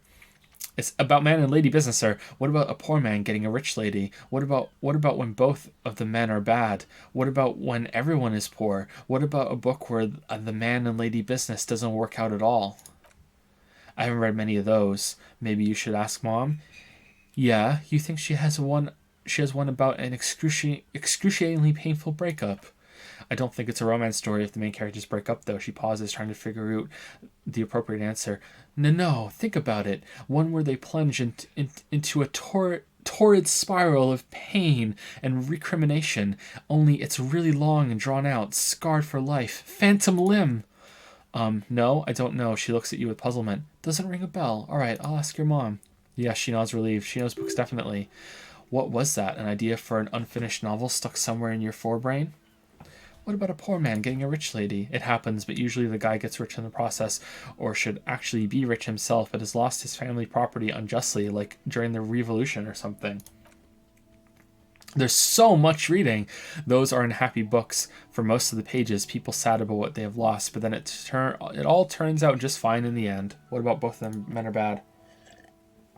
These are not very common. You can't have a choice between bad and bad. Nobody wants to read a story like that. What if it's written really well? Well, maybe then it's fine. Maybe if the lady then decides not to pick either because she doesn't need a bad man. Yes, that would be interesting. What about where everyone was poor? That's really not a proper romance story. That's more like everyday life. Sometimes you have to write about real life things. Yeah, poor people are boring. Wow. Not in romance books, sir. These are about nice and pretty people, and everyone is happy in the end. That's enough about romance. Alright, who are these famous people? Oh, kings and queens and generals of old, or artists and writers, or musicians, those kinds of people. There's usually something extraordinary about them. She scratches her cold, reddened cheek, then continues, I think that's why people read them, to find secrets of their fame. Seems like most people who read those books fail to get more famous from reading them. Reading those doesn't make the readers more famous, does it? But it does make the famous people more famous. She smiles gleefully. Fame sounds delicious. Maybe someone will write a book about me someday. Fame is for vain people. I have better things to do. These famous people sound like a bunch of dorks. Why would they do that, sir? Because I'll be a superstar cop in the papers and everything. That'll show them. That's so cool. Maybe they'll make a book cover picture and everything. Standing over a dead body, holding a gun. All right, here we go. Time to deduce something. Oh, we got more. Nice. So talking to her led up to this moment. All right. 72%. There's no way we're gonna lose. Here we go. Yeah. The girl keeps her hands folded, hidden. Why is that? Hey, why do you keep your hands folded? What do you mean, sir? She looks wary. She knows where this is going. You don't need to be worried. I'm here to help. You can show them to me. Actually, I'd rather not deduce anything. Every time I deduce, people get hurt. You don't need to be worried. I'm here to help. She looks around anxiously. Her hands remain folded in front of her. She doesn't want to show them. The lieutenant stands by, looking at the two of you with little interest. A facade of true professionalism. He is far more intrigued by the situation than his poise reveals. It's okay. You heard me. Hands up. It's okay. She brings out her reddened hands. Her nails are frayed, nearly chewed down to the flesh. You bite your nails. And you knew this from me keeping my hands folded? She shoots you a suspicious glance. Yes, there were a few other hints. It's super simple for a detective such as myself. There were a few other hints. Well, that proves nothing. Anyone could do an easy deduction like that. Her eyes flash with defiance. She's not impressed. Want more? Bet I can figure out why you bite your nails. I got a few reasons in mind. She nods, half provocative, half enthusiastic. You're uptight because of your mother and the pressure she's putting on you. Rats have been nibbling on your fingers. Child labor in dismal working conditions. Chewed on nails means you're recycling your body material. It's an intense dedication to the way of business. There are no riches without personal sacrifice. Okay, it's got to be number one, right? It's got to be number one. Dismay flickers in her eyes. Maybe so, sir, she sighs. Okay, I know, it's a bad habit, and I shouldn't. Either way, another ace deduction by the number one detective in town. I hope this entertains you. I hope this entertained you. It was okay, sir. She's still got a rebellious streak. There's more that can be achieved here. Ask her to do the same. You think so? Fine, do better. Do something about me. That was a masterclass move. Whatever, kid. I don't need to prove myself to you. You're quite sober. She snaps back quickly. Lieutenant does not flinch at the comment. He does not flinch even a single bit. He is intensely not flinching. It takes effort. Wait, how do you know I'm usually not? Yeah, about that. Maybe you could point me towards some booze. I'm having a grand time. I'm also sad and my head hurts. Wait, how do you know I'm usually not? Because you usually aren't. And I'm having a grand time. I sure hope you are, sir. She rubs her red nose. Yeah, we got experience to that. There she stands, swaying on her feet, assaulted by the early spring breeze. She smiles at you. The whole situation suddenly feels familiar somehow. There's something you're missing. Medium. What are you missing here? What does this feel familiar? All right, 42%. 42%. 42%. 42%. 42%. Yeah! Because you know each other. She's been talking to you so openly because you've talked before. Hang on, so you know me. We've met before. On second thought, okay, number one. Yes, I stand in this spot all the time. She sways back and forth on her feet. You've been running around for several days talking about small churches and how everyone betrayed you, sir. Did I ever talk to you? Of course, you stopped by a few times. She looks at you intently. You certainly look better than the last time I saw you. Thanks, I'm trying. Yeah, I can see. You don't have party eyes anymore. Lieutenant slowly, ever so slowly, realizes something. Party eyes. Yes, of course, that makes sense. I'm not surprised children have seen you running around with party eyes on, he thinks. Not at all. Party eyes? You know, like a cat in the dark. Oh, like a witcher! All big and wide-eyed. She giggles at the thought. It certainly looks odd on a man. The swiveling eyes of a loony drug addict. That is what she meant. You were probably gurning, too. So why didn't you tell me you knew me to begin with? Thanks, I've learned something about myself today. I didn't know I had to do that. She looks puzzled. Thanks. More XP. Alright, did we level up? I don't think so. Almost, we need 20 more. Ask her to play Gwent.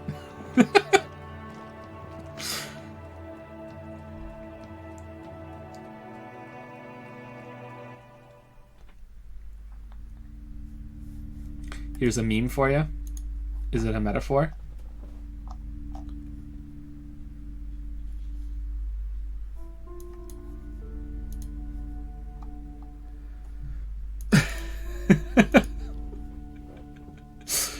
Oh no. This is some real shit right here. Here's a fan meme. Oh well, let me check if there are any typos here. Disco Elysium official script part 1. This is fine. Yep, that's pretty much it. Yep. I'm surprised there aren't more typos and mistakes. With how many different options and choices and stuff that only some people are gonna see. Yep. Wasn't this guy in John Wick 2? He's a British comedian, isn't he?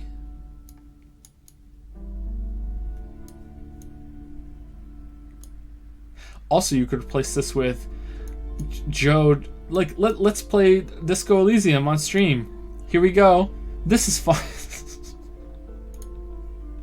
So much reading. So much reading.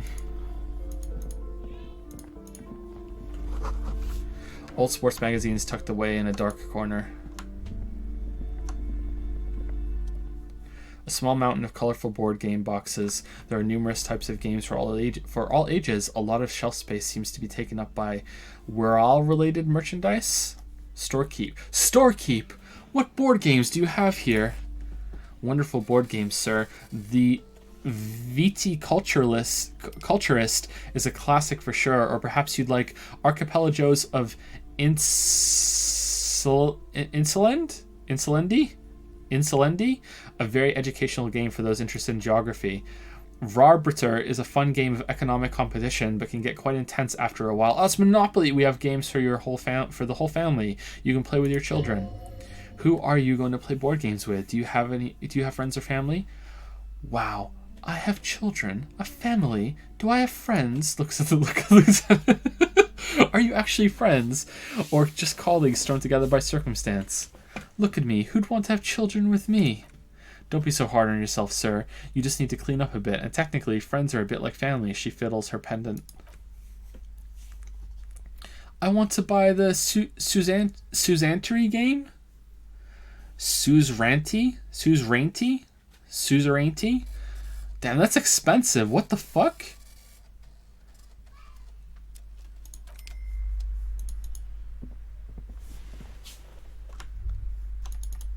What's over here?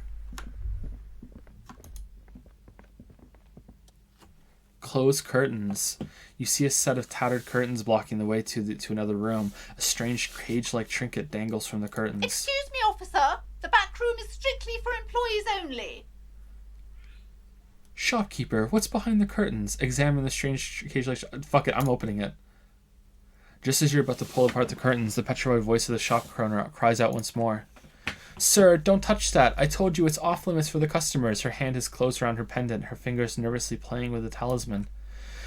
Parapsychologically speaking, we're done if you decide to open them. I won't be held responsible for the consequences. It's too dangerous.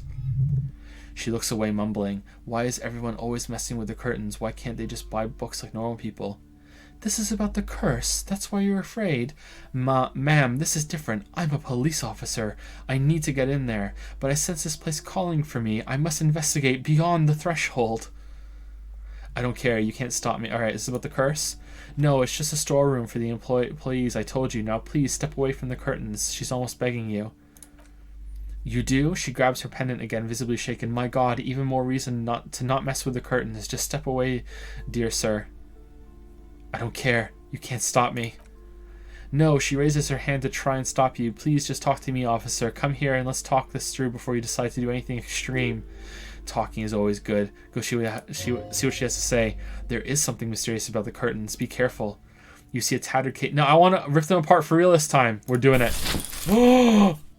Jump scare. You see a dimly lit room full of dusty furniture and trash. A doorway stands in the back, covered in dozens of scary little cage-like trinkets, your shadow looming over it like an omen. I warned you. You are unleashing forces beyond your understanding.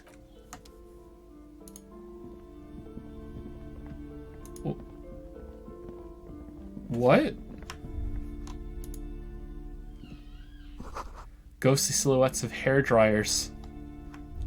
Terrifying. A vaguely androgynous portrait of a man. Alright. What the fuck is going on here?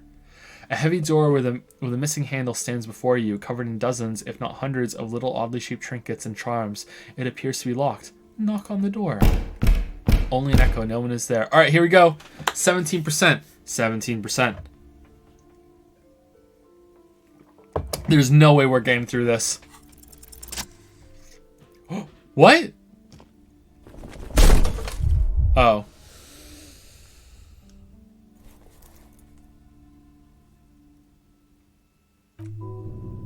Oh, we did it. Oh, that was a success.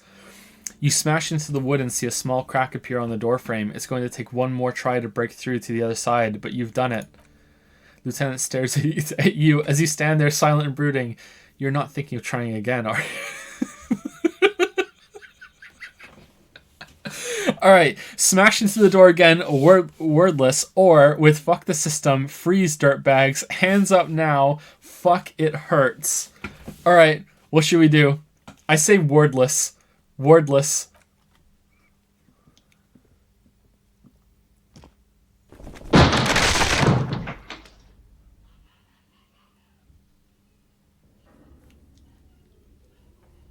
We did it. We did it. Oh, it's protein lovers. Sand is dripping from the punch bag. Oh, he wants to talk. What is this place? Lieutenant stares at the dusty training equipment. It's an adventure. It's the netherworld beyond the veil. Looks like a gym to me. No idea, Kim, but my head hurts. My head hurts bad. It's the netherworld. No, it's a Gaim, he disagrees, though it looks like no one's been here in ages. I doubt the electricity still works. Good thing we have a flashlight on us. Don't forget to take it out of your bag before we move on. An eerie feeling rises in your chest.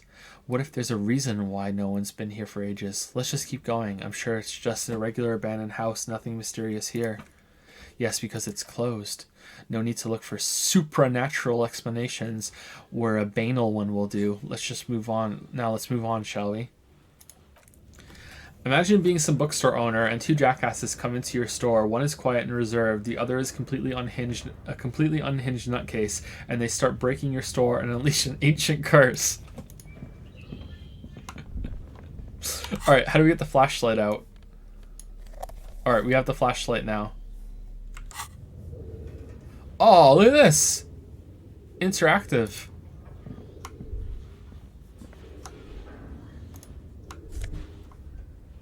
Shot put ball. Oh, this... Oh my god. No! Ding, ding, ding, ding. The shot put ball killer is at it again. The poster says, Citius Fortis, the rest is worn off. Worn out wall bars, they look unsafe. A barbell lies on the floor. The color has worn off its weight plates. It's 60 kilograms. Your triceps hum at the sight of these weights. Show the world what kind of beast it's dealing with. Lift them. There are no collars on the barbell. This is a safety hazard. Why does it feel so familiar? +1, notice the collars. -1, head hurts. Why does it feel so familiar? Is this familiar because I'm a weightlifter? Look, Kim, it's a trap. There are no collars on the barbell. You're right, the weights may fall off. Better not touch it then.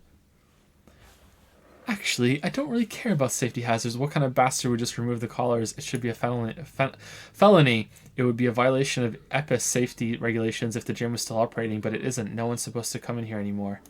Is this familiar because I'm a weightlifter? No, it's not that. It's the stale smell of rubber, the squeaky sound of sneakers, your bruised knee against the mat, and a whistle. Then the feeling is gone. It's just a memory. Alright.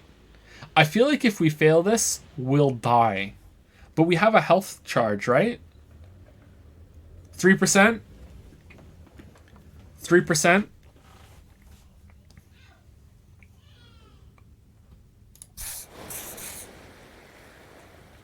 Fuck it.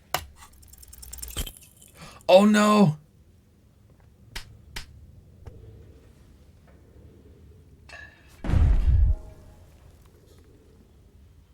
Alright. Legendary failure. You managed to hoist it off the ground, but the barbell feels wobbly and dangerous. Your hands slick with sweat. Turns out you're no beast, just an old man with bad form. Maybe it wasn't such a good idea to smash through that back door. Fuck you, you stupid barbell. Seems like I'm a little out of shape, or maybe these gloves just The gloves matter? Whatever. Weightlifting is for the intellectually impaired anyway. It was never my favorite either. Lieutenant is obviously handling you. At the station gym, I mean, I prefer running. It clears your head. The lieutenant steps away from the barbell. Locked. Wait, if I take the gloves off... Okay, there's no modifier there, but maybe?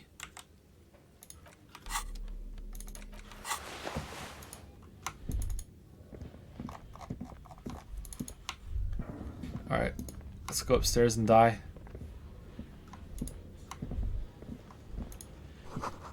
The hallway is blocked by old window panes and debris. Alright, is anyone spooked right now? Is anyone feeling kind of spooky? Oh no, it's a horror game and I'll have to play those. Wild animals stare at you in the dark, stuffed and mounted. Save? Okay, I'll save. A large demijohn full of strange liquid. Oh, drink it. Airship rotors covered in spiderwebs that remind you of blades. Like the vampire? Take all money, nice. A naked mannequin torso, a strange yellow color.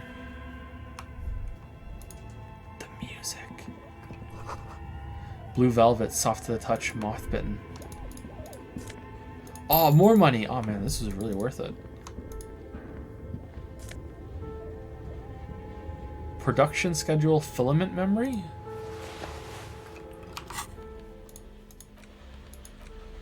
The cube-like crisscross of filaments feels oddly fragile, but not that fragile, in your hand. Its intricate structure covered in dust. Silver tape on the side reads, production schedule note. This filament contains information that can be read using a radio computer. A ball user playing shot put. You feel like you should hold on to this and make good use of it. To sell such beautiful old-school sports equipment would be a sin. Steel rotor blades bearing a Slipstream logo. Skis with Slipstream printed on the laminated top layer. Looks like someone tried to reconceptualize their business here. I don't get it. Look, the skis and rotor blades both bear the same Slipstream logo. It seems likely that they started out making one, failed to turn a profit, and then pivoted to producing the other. But the question is, which did they start with, and which did they pivot to? What a strange leap of imagination, and yet they still failed. How sad. Finished thought. Finished thought? That's a good question. Oh, okay, that's it. Alright, cool.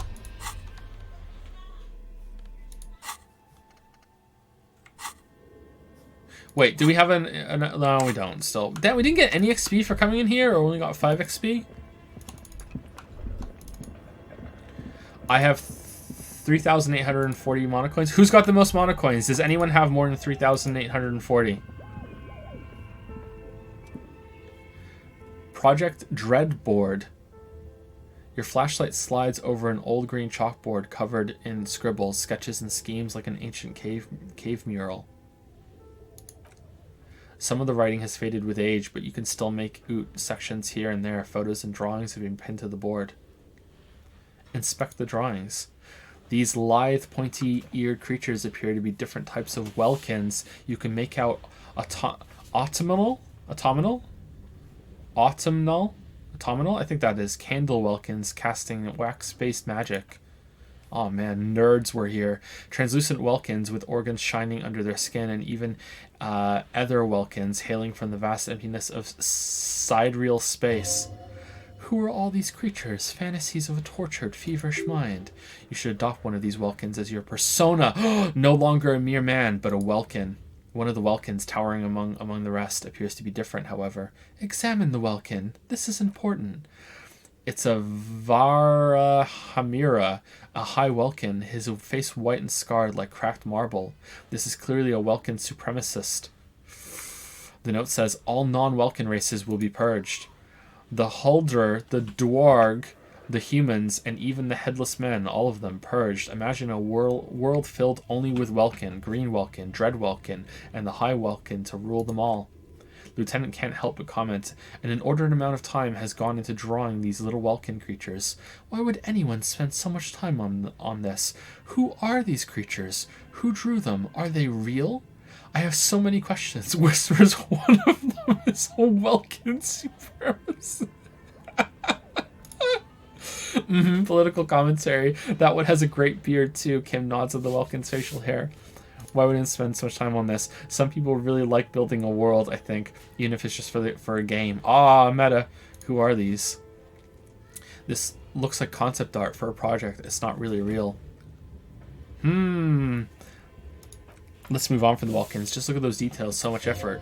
And for what? All gone. Inspect the photos. The photo collage depicts barren, icy landscapes wrapped in perpetual night. You see permafrost and glacial landforms, dead trees groaning under the snow. Entire oceans have been frozen from shore to shore. There are pictures of settlements on dried up riverbeds abandoned in a storm, animal corpses in the dark, carcasses and bones.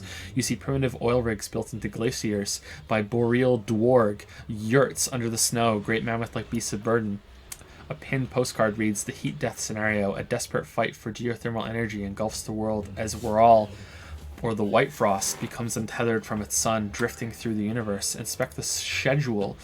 This is a monthly calendar from the year 50. Cryptic words like sprint, daily minime,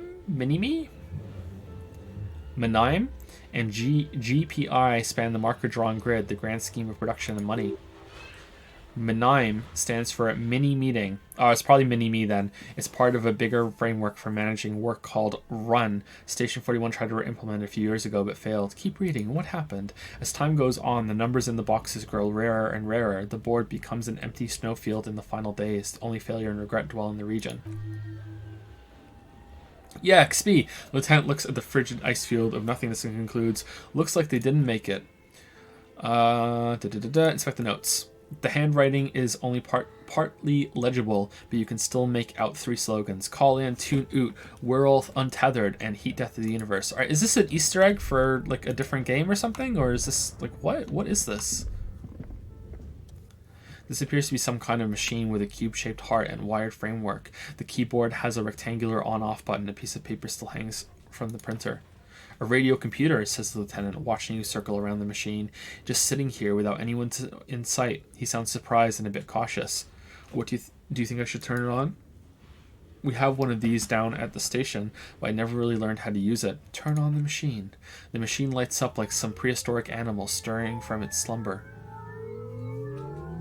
Oh shit, it's Subnautica! Revealing virescent play and print keys on the keyboard. The hatch on the machine's central compartment is wide open. Look inside the compartment. It's empty, like a beehive without its brood. Some cables have been left tangling, disconnected. Press play, nothing happens. Press print, nothing happens. Insert the production schedule. I say schedule, by the way. I'm just memeing. I don't really like it when you say schedule. It just sounds so snooty to me. Schedule sounds better. I don't know which is actually correct, though. I guess it doesn't really matter. It's language. Like a smooth drawer, this filament slides into place. On the keyboard, the play key starts blinking. A bar of fabric right above the keyboard starts producing a soft hum. The sound of static seeps through the machine's planar magnetic driver. The static gets louder, slowly filling up the abandoned hall until a voice speaks out, crackling and old, cutting into the air. Leon! Good afternoon. Fortress accident on Rue de Saint Ghislaine Road. This is East Insulidian Repeater Station 1. Please repeat, is this the production schedule? What's the production schedule? Why did you call me Fortress Accident? What are you? What are you, a machine? Or are you alive? What? We're talking to it? The filament you have inserted into the reader. You mean that glowing thing I put inside?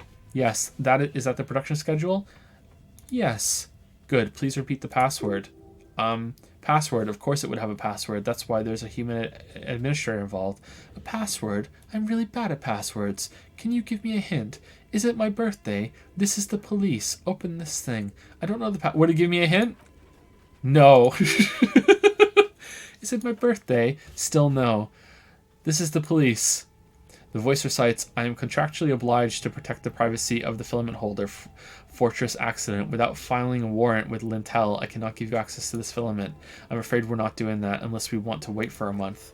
I don't know the password. Received. I will register this login and attempt. Don't worry, passwords have a way of turning up sooner or later. Okay, can we have the choices now? No. Okay, we don't know the password. Alright. Why did you call me Fortress Accident? Fortress Accident is the company on whose name the terminal you're currently using has been registered to. Do you have any other information about this company? One moment, you hear her flip through a catalog before she reads out with studious care. Oh, nice! Fortress Accident SCA produces revolutionary interactive call-in radio games. That's what the catalog says. Okay, so what do we want to do? Do we want to get our shit together, or do we want to get a skill point? I kind of feel like we need to get our shit together, chat. But now that's like 2 in a row without getting a skill point, right? Shit together? All right, let's get our shit together.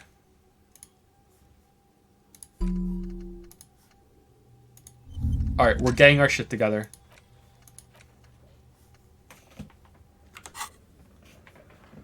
That's not bad. Wow, so conceptual. Could you imagine having only been here for the past 10 minutes? Medium success, that's not bad. Wow, so conceptual. And what's this? This interactive call-on radio play.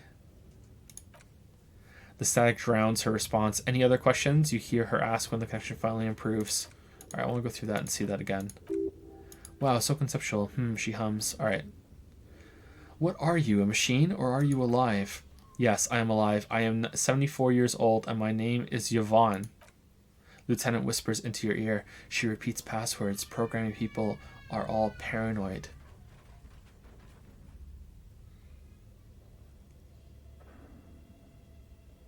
What? Yvonne, my partner tells me that you're here because radio computer guys are all paranoid. Okay, but where are you? How do you know where I am? They're merely cautious, says the old lady. It's my job to protect their filaments as a password repeater at the East Insulidian station.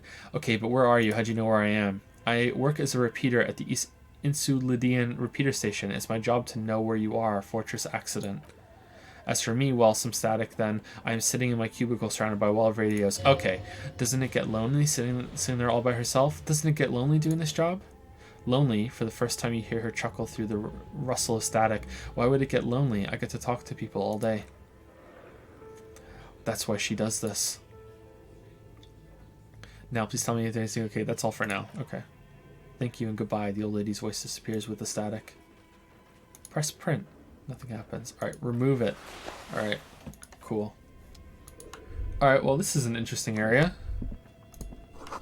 Scribble across a notebook, developers of the most advanced RPG in the universe.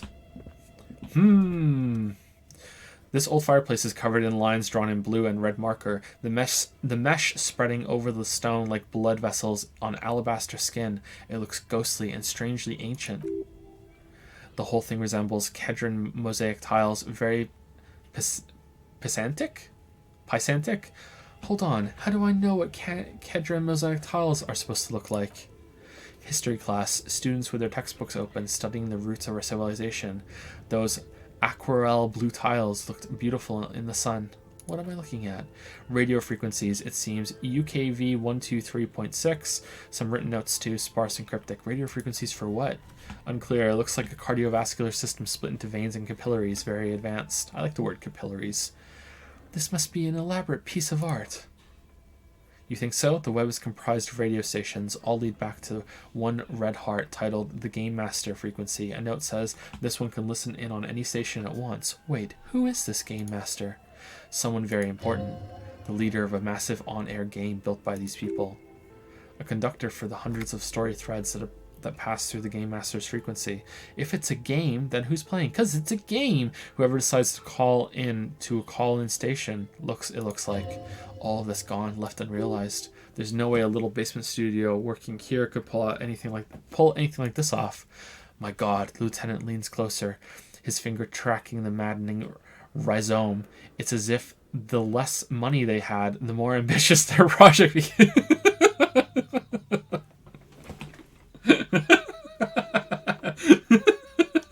When you say that, the schedule. He nods at the calendar on the chalkboard, wiping his marker-stained fingers clean. I know doom when I see it. The company was running out of funding. What else? Squint at the lines. Nothing. It's just lines on marble, an echo from times long gone. No one has used the fireplace in ages. All right. I thought we were going to get the password in here. Okay. What do you think is going on with that computer, chalkboard, and fireplace? Looks like an undercover counterintelligence program. It's just a failed business. The only question is, what the hell were they making? No, that's not it. I think. The lieutenant takes a step back, steepling his hands. It looks like one of those popular pen and paper role-playing games, only these people were trying to automate it, make it work on radio computers. Utter madness, he thinks, as a compliment. How are they planning to do that? Has anyone ever done this before? And this was a role-playing game? Wow, conclude. What do you think happened to the company? How are they planning to do that? Through call-in stations, he nods at the fireplace. None of the players have to be physically present. Anyone in the world can participate in the game as long as they have a two-way radio. Then there's the Game Master frequency that listens in on smaller call-in stations. I think that was supposed to coordinate the stories, functioning as a master of ceremonies of sorts. Has anyone ever done this before? Not to my knowledge. They make automated games in Grad, Messina, Honigstein, places with industry, not in Revachol West among the ruins. But I don't think anyone has attempted to create an inter-solary game before. We just don't have the technology, huh? Indeed, those Welkins are a dead giveaway. He points to the chalkboard. Role-playing people love that stuff. The world looks like a modified version of the We're All board game with heat death thrown in. Wonder if we would have conversation options here if we had bought the board game and played it. Super cool. Someone should give them millions of riel immediately. This game is too good to be left unfinished. What do you think happened to the company? No idea. They stopped filling out the schedule on the chalkboard. Wow, conclude. Indeed, it's ambitious and untethered from reality, but Lieutenant tilts his head thinking, they were insane if they thought they could do this. It was just a play to cheat money out of their investors' pockets. The world is cold and lonely. This would keep it company. Let's finish. Do we have any money? Let's give them more money so they can finish it and make it even bigger. Okay, number 3. A half smile breaks out on his face. It's too late for that, I'm afraid, he says, looking around the derelict room. The pipes howl and a rat crosses the floor. He concludes, let's keep moving.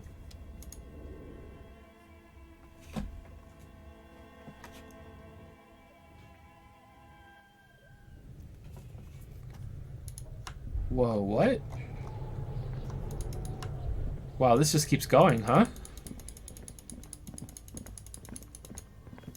What the fuck?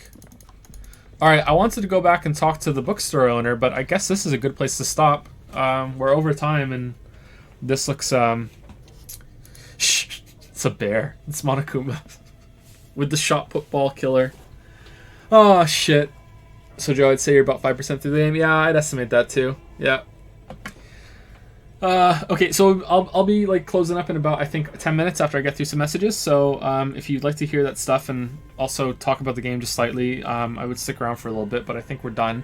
I don't know if we can continue playing this, guys. I think we're going to be playing this like deep into January at the rate that we're going.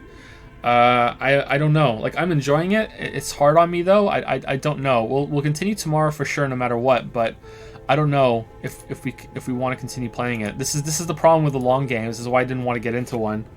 I don't know. Like, I'm enjoying it, but we'll see. We'll see how it goes tomorrow.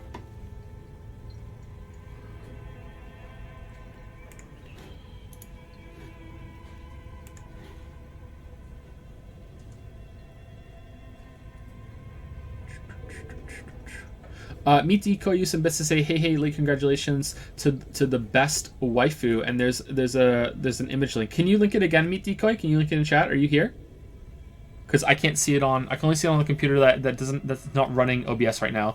I'd rather see a review of this and a playthrough of it. To be honest, it seems exhausting to read all the text out loud, and I'd love to hear your deep thoughts on it instead. Yeah, it is pretty exhausting to read through it, but I'm enjoying it, and people seem to be enjoying it too.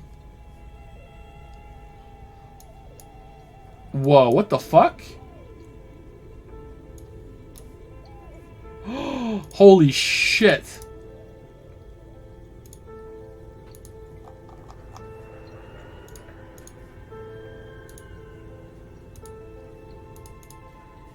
It's a waifu. Here you go, let me make it bigger here. Bike-chan, 2019 Waifu of the Year. You guys all saw the Chan of the Year video, didn't you?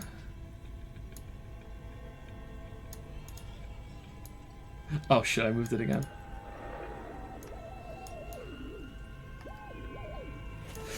Bike-chan, 2019 Waifu of the Year. Thank you for that, Mitsuko. She's so proud. She's so proud. Hold on, let's make it bigger for the trophy. That's such a great trophy.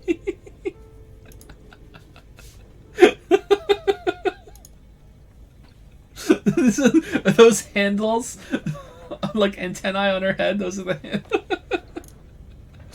handles. Yo, who did the Yusuke portrait in the corner? That was Q2. Yeah, Q2. I can make that bigger too. It's been there the whole time. Yeah, in the style of the game. Fantastic. Does the statue have a bra? Of course, it would be lewd otherwise. Number one waifu. Damn. I'm glad you like it. I really like it, Meet Decoy. Thank you so much for it. We get so much good art here on the stream. We don't deserve it. Or I don't deserve it. I shouldn't lump you guys in with me for that. Thank you, TJustTT, for the 27-month resub. I'm sure you're not reading these now, but I'm enjoying the VODs and hope to catch up to watch live JPH Angry Sip. I'm still reading them out. I think I might just try and be faster with it, though. Some people on Discord were complaining that I'm taking too long to read messages out. I still want to do it, but I think I might be briefer. So I hope it's that or don't read them out at all. So I hope that the compromise is okay. I'm just going to try and not linger on them too much. And dial back on the cringe, at least for a little bit anyway, because the cringe, we're starting to get immune to cringe. We're building up a cringe vaccine. Thank you, Dominator87, for gifting a sub to Yannaverg. That's too close to Yennefer Vengerberg for me. Welcome, Yannaverg, to the Disco Dragons. Thank you, Dominator87. Mayshone has subscribed for 8 months. Thank you very much, Mayshone. Thank you. I really use 100 bits to say I would pay just to watch you play it. Watching you play are giving me troubles finishing my own Metro Exodus playthrough. Well, you don't have to pay me to continue playing it.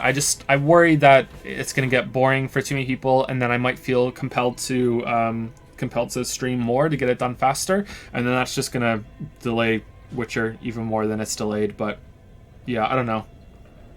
We'll see how it goes. I'm enjoying it, and like it's not too bad. But if it gets to the point where 2 weeks from now, people are like move on, I feel like I'm going to be too committed to it. But we'll see how it goes. Thank you, Prison Riot, for the 2-month resub with 2 hearts. 2 hearts, 2 months. Thank you, Prison Riot. And thank you, Rolo Yazid, for the new Tier 2 sub. We don't have any Tier 2 rewards, unfortunately. Sorry, Rolo Yazid. We might have one eventually. I'm not sure. But thank you very much. Welcome to the Disco Dragons, the Rub-a-Dub Sub Club. Thank you, thank you.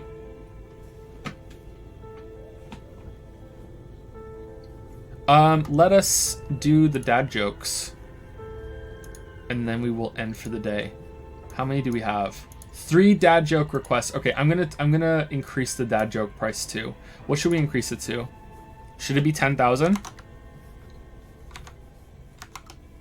What do you think, chat?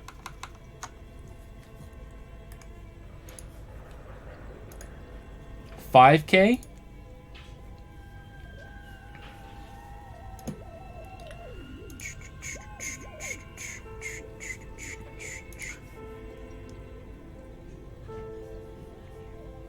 Manager rewards. Okay. 10,000. Alright, let's see. There we go. Alright, it's been updated. Lower it. Oh, shit. I think the problem is that you read like 5 per request on the accessibility. Yeah, but it's so expensive. I'm not just gonna read like I read like a page. That's it. Alright, so I have requests from Jor Munduro X, Tipier Salmon 21, and Darsaid. Alright, here we go. What do Alexander the Great and Winnie the Pooh have in common? Same middle name. Who walks into a restaurant, eats, shoots, and leaves? A panda. What did the one eye say to the other eye? Don't look now, but something smells between... Oh, we did this one already. What streets do ghosts haunt? Dead ends. Sorry, don't mind me. Hey, Lily, are you here to read some questions? I wasn't, but it could be. All right, here you go. This is Tipier Salmon 21's... Did you read any of them yet or not yet? No, I haven't read any of them yet. I like this one. What do you call it when Batman skips church? Christian Bale. That's good. That's a good one. The rest of them are bad. That one's good. What did the grape do when it got stepped on? It let out a little whine. That's not bad. What did the time traveler do when he was still hungry after dinner? He went back for seconds. How many lips does a flower have? 2 lips. That one's terrible. All right, now Darsaid. Do you want to do it again, or do you want me to do it? It's up to you. You want me to do it? No, you can do it. The circle is just the most ridiculous shape in the world. There's absolutely no point to it. There's been an explosion at a cheese factory in Paris. There's nothing left but debris. That's something I would make up. Last night, I had a dream that I was a muffler. I woke up exhausted. What are bald sea captains most worried about? Capsizes.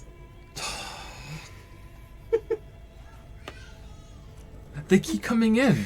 I had to raise the price. I don't blame you. It's Otherwise, so just gonna in be dad demand. joke stream. Did you see the Waifu of the Year award? Yeah, I just saw actually. Yeah. I was watching. Bike Chan. She looks good. She's crying. She's so happy. She's so happy she Bike won. Chan. She can't. Yeah. She can't even process. Thank you, Fronel, for the new sub at Prime. Welcome to Prime Time. Welcome to the Pickle Jar. Thank you, Fronel. Some instinctual cringe for you there. What are your thoughts on the game? One of my favorites up there with Undertale. I'm enjoying it so far. I don't know how it's going to depend on how it ends and if it's worth how dense it is and how complex it is. But it seems very overwhelming at the moment to me.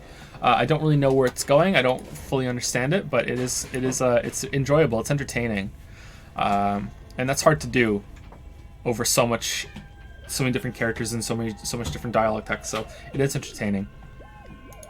I can't begin to imagine how hard this was to put together, so it's impressive on that end too.